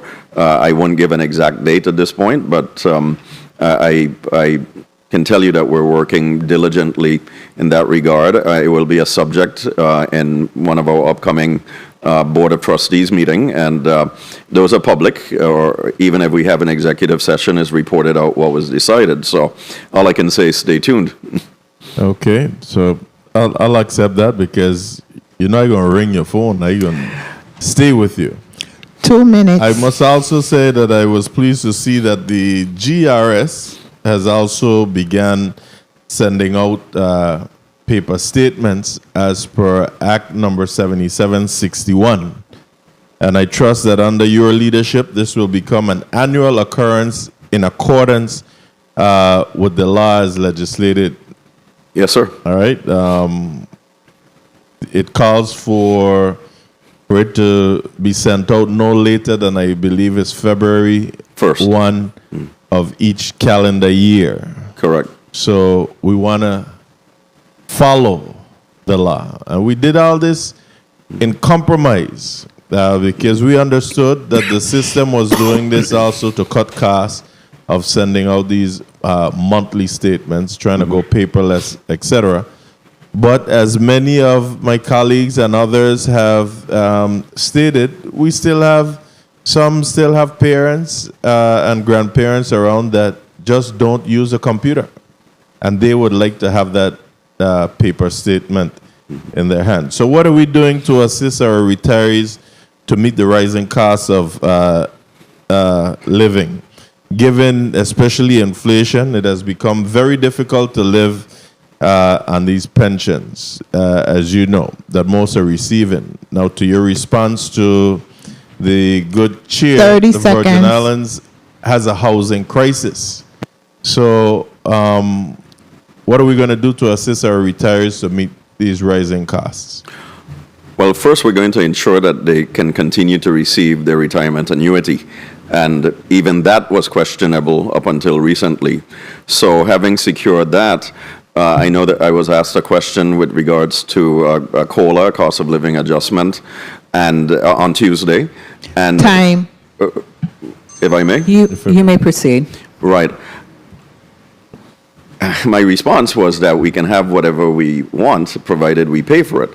So we would have to study what the cost of a COLA would be and ensure that on an actuarial basis it can be sustained without placing the system on uncertain ground, okay? So that we have not received any initiative in that regard to institute a COLA.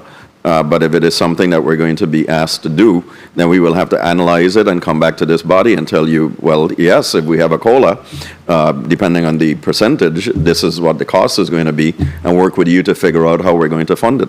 Excellent. And if I may wrap up here, Madam Chair. Yes, you may wrap up. And I like your summation right there for us to be able to work together to do this, especially with the COLA. And what I really like about your nomination is that you're a banker. And two things when I close out here. Now, you spoke to the prospect of profitability, developing Estate Castle Coakley on St. Croix and Estate Hoffman and Nollyburg on St. Thomas. You know, and as we had our previous discussion, I was also, what came to mind was an area in, I believe it was Atlanta, that I saw that was 3-phase. First, on that property, it had a nursing home encompassed with assisted living home, and right across the street, but the same complex, was a retirement home estate equipped with boat ramps, everything for retirees living. And this is what I am envisioning when you speak about developing these areas on St. Croix and St. Thomas. So I'm looking forward for you and the board meeting and coming up with a solid plan for this for our retirees in the territory. And lastly, you said this statement here. I said two things, and that was the one. Now this is the last. You said something here. The Virgin Islands Government Employees Retirement System is a bank. And I hope people understand that, because, and I point this out because when I oftentimes say the Virgin Islands government needs to run its affair like a business, some people don't agree. But there's only one difference between the government of the Virgin Islands running its affairs as a business versus a private business. The only difference is the private business run its affairs for a profit, Right. whereas the government won't, but run its affairs just to be able to provide for the services to the people. In this case, I like how you said, yes, it's a bank in the traditional sense of conducting financial transactions, including, I didn't like what you said, hopefully, though, loans. Yes, sir. But I wanted to thank you for that statement of the GRS, in essence, being a bank to its members, where they deposit their monies. Thank you so much for that. And at some point, you could tell me too why I'm still trying to grapple and understand. Why do you all pay, and you just come, but why do they pay the retirees on the 15th of the month and the end of the month? Some months are 28 days, 30 days, 31 days. Why not the 1st and the 15th? Whereas the retiree knows that there's always a 1st and always a 15th. They ain't got to be fighting at the end of the month. Wait, today's the 29th, the 28th, or the 31st. Thank you. Thank you, Senator. Appreciate you. Colleagues, if we need a second round, we would have a second round. Okay? Senator Carla Joseph, you may proceed. Thank you so much, Madam Chair. Pleasant good day, Mr. Dawson. I definitely enjoyed reading your testimony, and I really want to congratulate the GRS Board of Directors for your selection to be the CEO, administrator for the GRS board. I am in full agreement with your sizing up what the system is. It is a bank because you put in money to be invested, and we are supposed to be also giving loan, as my previous colleagues did say. And so I'm very hopeful and looking forward to be able to enjoy some of those benefits of our investment and our people, so they can also enjoy those benefits. Last evening, you talked about home ownership. Last evening, we had a town hall meeting here in the chambers regarding housing. We were looking at the annual plan for the Housing Authority. And one of the biggest hurdles, especially from my brothers and sisters in the Big Island, that they indicated was they are GERS active members, or they may have retired, and they are not able to get a loan to purchase some of the homes that they are thinking of because of various reasons. Sometimes they have to take care of family, and so your credit may slip. But they can't even come to the system where they have invested their money as a bank to pull out to do a further investment for themselves. So I wanted to ask you, do you have the sense, or have you, for your 39 days being in this role, have you gotten the sense that this is something that the board will reinstitute, the mortgage loan, or even the personal loan? Good afternoon, Senator. I'm always careful because the Board of Trustees at the end of the day is my boss, and I cannot get out ahead of them, but I have cause for optimism. Okay, good. And so we are going to pray on it, that they open up that floodgate once again. All right. Now, especially knowing that we have a housing crisis here in the Virgin Islands. Now, the other thing I wanted to ask you, because my good chairwoman mentioned some persons didn't get their check. The University of the Virgin Islands, they have a check run for their payroll once a month. Have you considered that as a cost-saving mechanism for us as retirees, or even active, for your staff and your payroll, to issue payroll once a month? Have you considered that? 2 minutes. Senator, honestly, I have not. That is not to say that I wouldn't consider it, but I have not yet thought about it or discussed it. But would have some concerns. At least it's definitely a standard that throughout the United States, you generally have a biweekly or twice monthly payroll. I would be a little concerned with some people that may not have financial discipline getting all their money for the month up front, and then by halfway through the month, it's all gone. So, but that's just a personal observation. Right, but that's a personal observation, but we're talking about business, because it may be a cost-saving mechanism. Oh, certainly. So that's for them, and you know what? The GRS system, you have excellent workshops in financial literacy. So for those issues and those concerns, you already have within your operation those level of training to help our members to practice that level of discipline. So I would recommend that you look into that, because it can be a cost-saving mechanism for us to probably contemplate. I also wanted to ask you, and this has been a question about 30 the seconds. inclusion and expanding the enrollment of members into the system to non-governmental employees. I remember at one time, this would have been in 2018, there was a summit that was put on by GRS, and that was some consideration and discussions. Has there been any further discussions? I know you've just been there 38, 39 days. Madam Chair? Senator Joseph, you may proceed. Thank you kindly. Yes.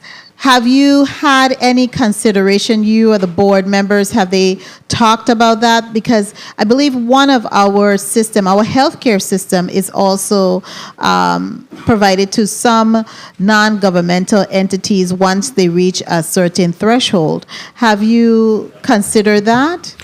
Senator, no, not as yet. Okay. I'm duly taking notes of the ideas that the senators have here today, so that we can have some of those discussions going forward.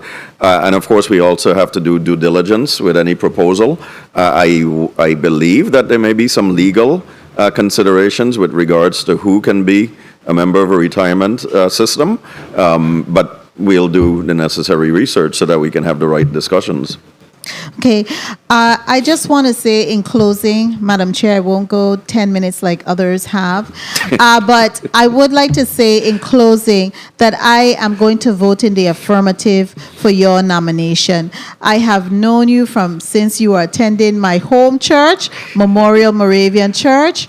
I also have seen you at work and doing diligent work and having positive outcomes in the field of financial, and I am convinced that you are going to do excessively well, extensively well in this position. So you have my support. Thank you so much, Madam Chair, for the leeway. Thank you, Senator Joseph. Thank you, Senator Joseph. One thing I wanted to ask was my colleagues asked about the personal loans. The home loan, you said was a moratorium was happening at this time? On all loans. And all of them, right? Right. But one thing I could remember was the process was so long to even determine eligibility of obtaining a mortgage for, getting a home. So I'm asking nominee, administrator, that you look carefully at that process. Because when I was trying to obtain a house years ago, I was like, forget this. It was just too much. So one of my colleagues said something and it kind of jolted my memory to my experience. So if you can please look at that as you are looking at the personal loans also, revitalizing that, to also look at that process for the mortgage program. Yes, ma'am. The process has to be perfected before we can even proceed. So, Great. yes. Great. Senator Maurice James on St. Croix, you may proceed with 5 minutes.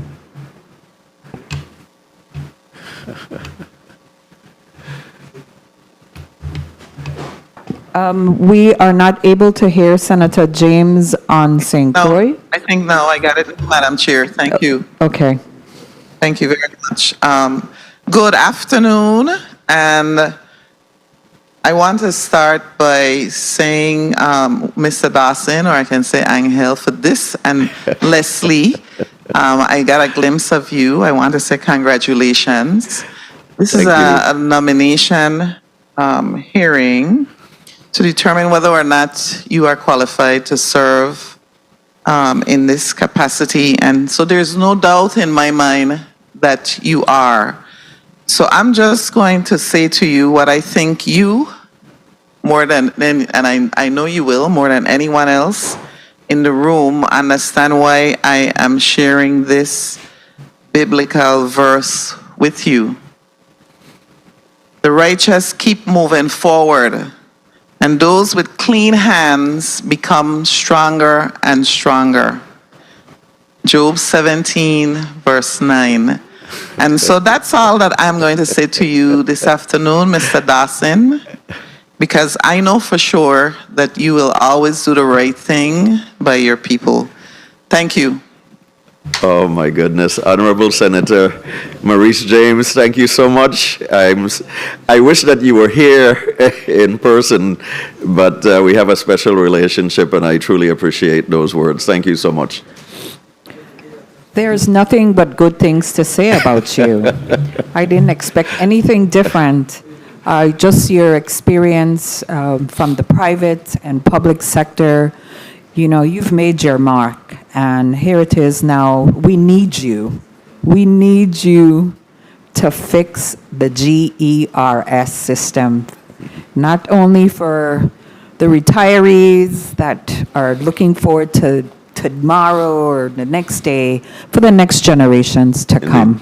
Indeed. So with that being said, Senator Potter, you may proceed with 5 minutes. Thank you very much, Madam Chair. I'm a little concerned, slightly concerned, not about you, Mr. Dawson, but GERS really is the only instrumentality of this government where we hire a leader for the organization, the board hires them, and still they have to come before this body for our vote. We don't do it with Virgin Islands Port Authority. We don't do it at WAPA. We don't do it at any of the hospitals. We don't do it at the University of the Virgin Islands. But somehow, for some reason, we are stuck with this requirement that the GERS administrator, after the board, who we approve, who the governor appoints, decides this is my man, we now have to weigh in on this.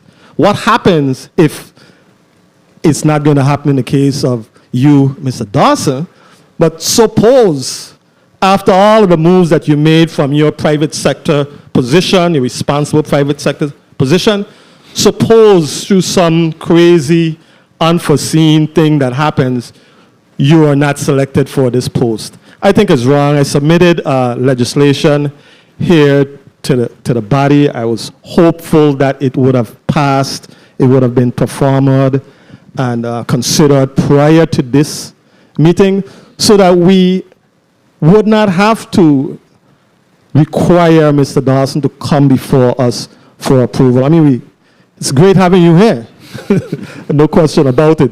But I don't think it should be a requirement for the GRS administrator, but I'll turn the page for that. Mr. Dawson, I want to thank you very much for deciding to accept the calling to assume this very important position as the leader of the government employees retirement system. And I mentioned to you the last time, I sincerely believe that your background, skill set, your temperament, the level of diplomacy that you bring to this job makes you really uniquely qualified at this moment in time to lead this very critical agency.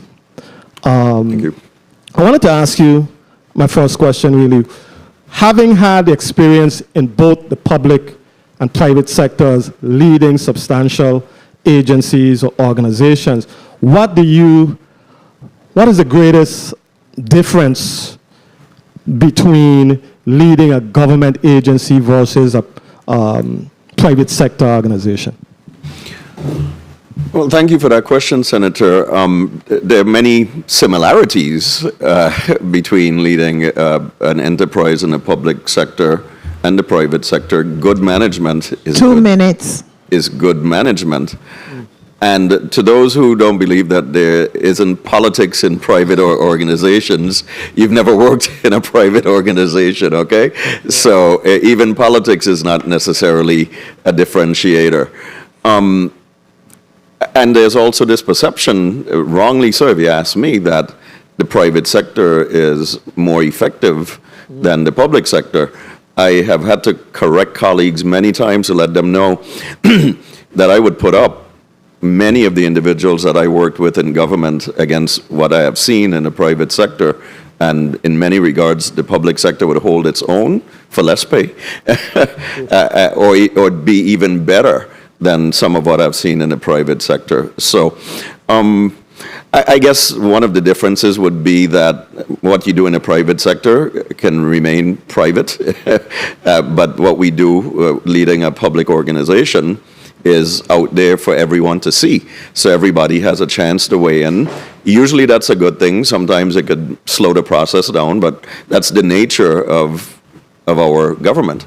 More transparent. We have to, so, you know, there's this great book by Stephen Covey, The 7 Habits of Highly Effective People. And in it, you learn that you can't always be efficient with people, but you can be effective with people. To be efficient is to go from point A to point Z in a straight line. But sometimes you can't do that. Sometimes you may have to zigzag and ultimately get to your goal. But you'll be efficient. There's a difference between a speedboat and a sailboat, right? With a speedboat, you can go directly to Jost van Dyke. With a sailboat, you may have to tack depending on the winds. The government may be more of a sailboat than a speedboat, but it gets you where you need to go. Well said. Thank you for that. I wanted to know your thoughts on communication. Time. Effective communication, if I may, Madam Chair. Yes, you may. Proceed. Effective communication, in my view, in my, I guess, close to 30 years in this government, the breakdown of an organization really is often attributed to ineffective communication.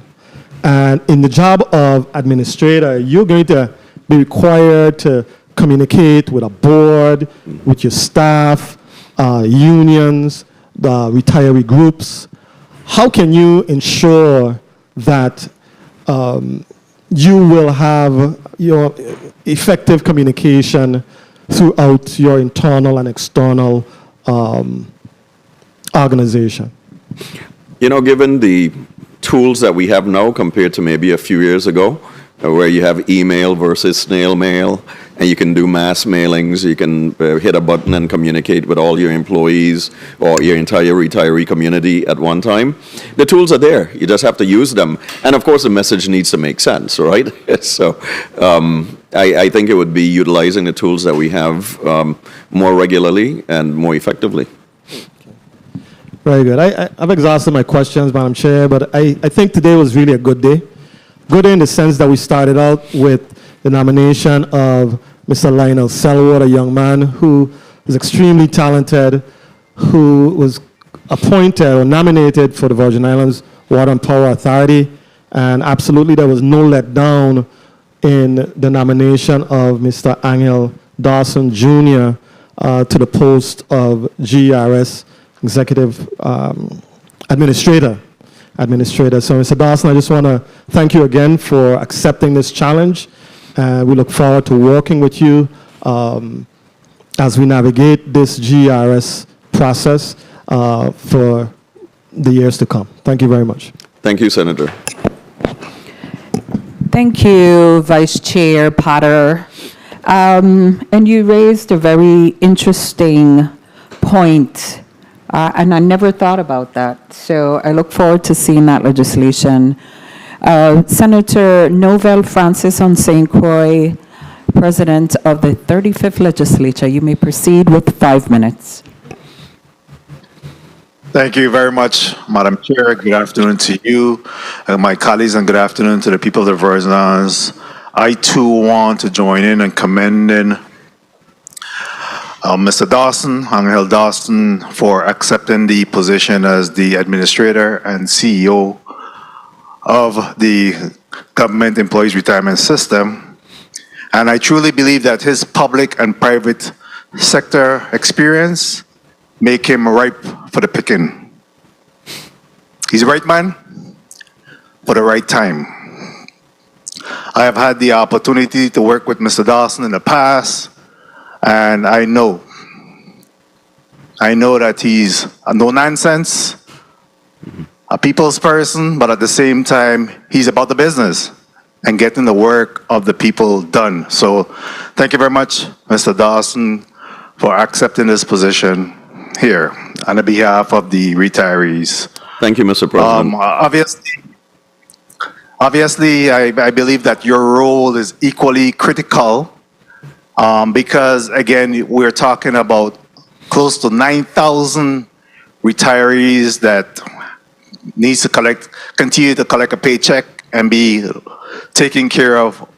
And you, as you have indicated, you're the people's banker, so certainly we appreciate you looking out for them in that form. One thing is of concern to me, and I don't know if you have the answer to this right now, or it's something that I'd love for you to be able to get to the bottom of. And it doesn't really make a difference in the big scheme of things, but I'm always concerned with the amount of retirees that is off island and collecting a check and enriching someone else's community versus, and because of whatever reason, it might be the fact that, again, the cost of living in the Virgin Islands is so high that it prevents them from actually surviving here in the territory. But I would like to know what that number looked like.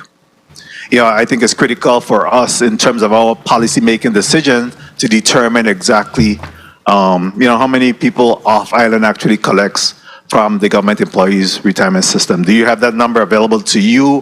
Or if not, we could certainly ask that you look at that in the future. I actually do have that, Senator. It was in my testimony on Tuesday to the Budget Appropriations and Finance Committee.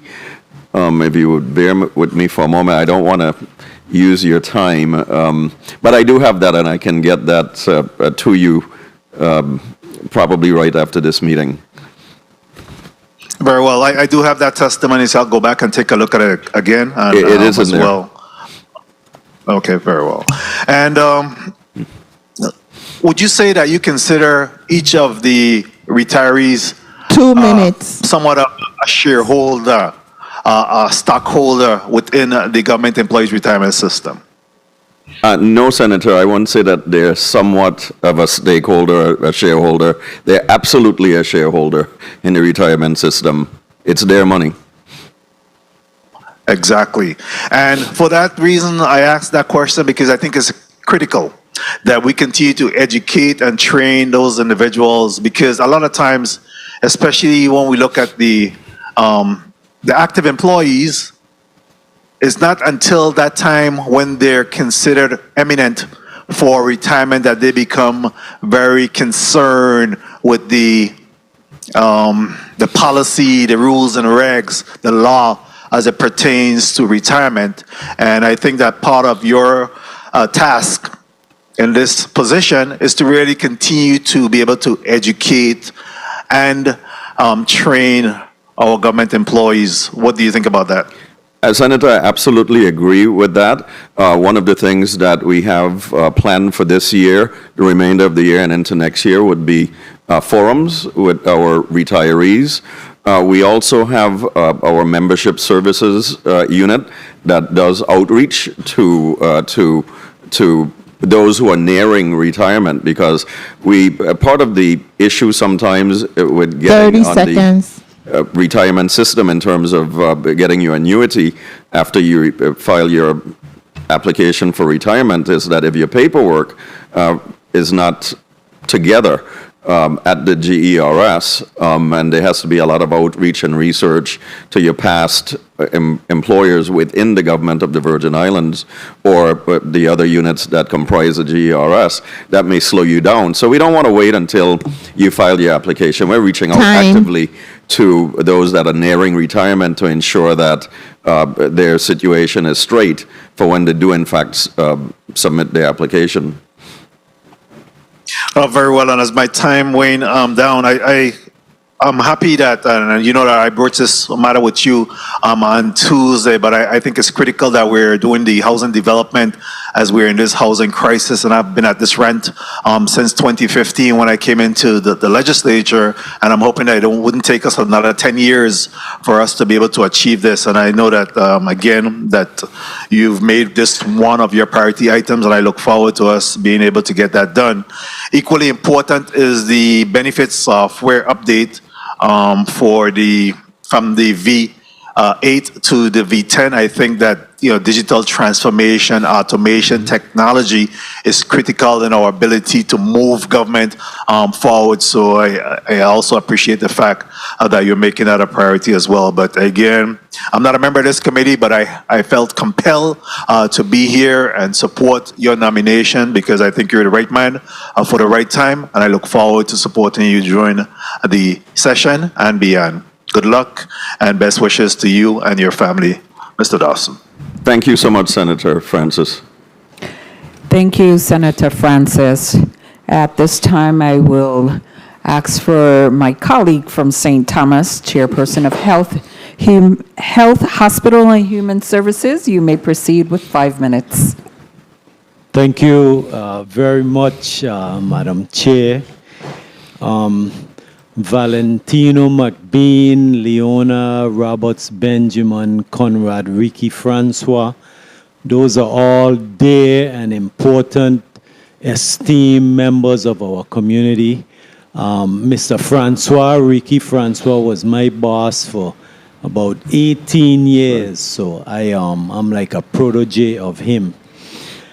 I'm definitely going to support you at the appropriate time. I'm not a member of this committee, and when it's appropriate, I will support. You're fully qualified. But what I like about you is that you come with new ideas, and fresh new ideas. Because as an administrator, you are in charge of the annuities for thousands of Virgin Islanders who have given their career, working in this community, and now they depend on the GRS system for, sometimes you can call it their livelihood. And also, I wanted to mention two things to you that, because I'm part of the budget committee, and in the acts, there was an issue with WAPA and there was an issue with the Roy Lester Snyder Hospital owing the GERS money. So as the administrator, what I would do is I would ask you to let the legislature know of these items, non-payments, delinquencies, before it gets to where it is. I think it's like 14 million for WAPA and about 2 million for the GERS. So I fully support what my colleagues have been talking about with the land loans and with the home mortgage loans, because, you know, Virgin Islanders, we have to own a piece of the rock. And if you don't have the big money, you get the land loan first, you get the land, and then you have that asset, then you can do the build and all of that. So real quickly now, I wanted you to explain something to me, because in the budget committee meeting earlier, I didn't get to fully ask the question. You know, you're short at time, so I got a couple extra minutes. So in your acts now, for the 13 million additional, you're asking for, I think it goes from the government contribution from 23.5 to 26.5, and that's to help with, in your projection, cash flow, et cetera. Is that going to be a permanent, or is that a temporary ask? Well, Senator, good afternoon, and thank you for the question. But as I indicated, the law presently... 2 minutes. The existing law permits the GERS to essentially automatically increase the employer contribution to 26.5% in 2025. So that would be, as I read it, a permanent increase. Okay, and then I think you projected by, I think it's 2058 or 2042, the system would be 100% solvent, right? What's the year? It was 2048 if we get the request that we asked granted. If not, it would take an additional 13 years to 2061. Okay, I just wanted to be sure on that. Okay, and then of course with the Hoffman-Nollyburg, you know, those are great ideas, you know, of developing that land, because, you know, like my colleagues had mentioned, home ownership, we have to find creative ways for Virgin Islanders to be able to own piece of the Virgin Islands, and that Hoffman-Nollyburg is a nice area. I think they have a little pond or some kind of environmental thing, but we'll have to walk around it. But it's a nice big hill and all of that. So I'm so pleased, and at the appropriate time, I will definitely support the nomination. I think you're an excellent choice, and congratulations to the GERS board. 30 seconds. All of the GERS staff on this welcome new addition. So blessings and congratulations to you and Ms. Dawson. I see she's sitting back there. Hello, good afternoon. Thank you, Madam Chair, for the time. Thank you, Senator Fonseca. Thank you, Senator Fonseca. Colleagues, this concludes our first round of questioning. At this time, I will entertain any colleagues, if you have any questions a burning question that you would like to ask Mr. Dawson at this time, or I will entertain a motion. Motion, Senator Gittins.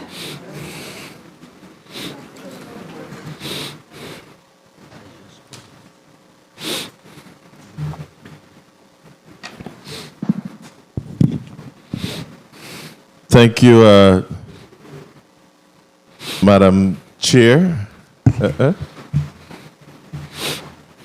Can't find my document now. Madam Chair and colleagues, I move that the Committee on Rules and Judiciary vote upon the Governor's nomination of Mr.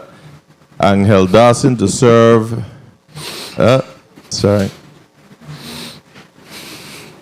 the GRS board, my bad.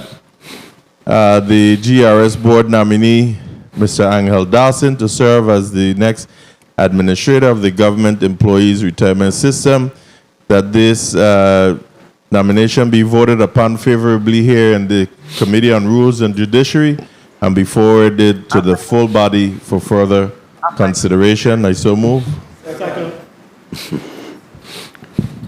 Okay. Potter? Properly moved and seconded.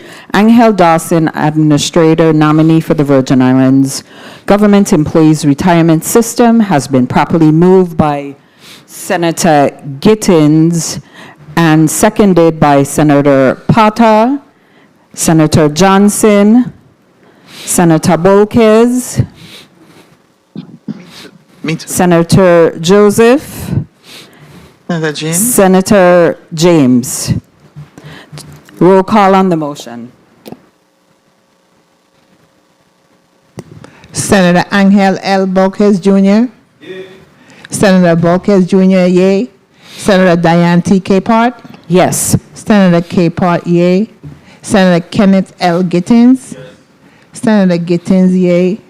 Senator Maurice C. James. Yes. Senator James, yay. Senator Franklin D. Johnson. Senator Johnson, yay. Senator Carla J. Joseph. Yes. Senator Joseph, yay. Senator Milton E. Potter. Yes. Senator Potter, yay. Madam Chair, you have 7 yeas. Thank you, Madam Clerk.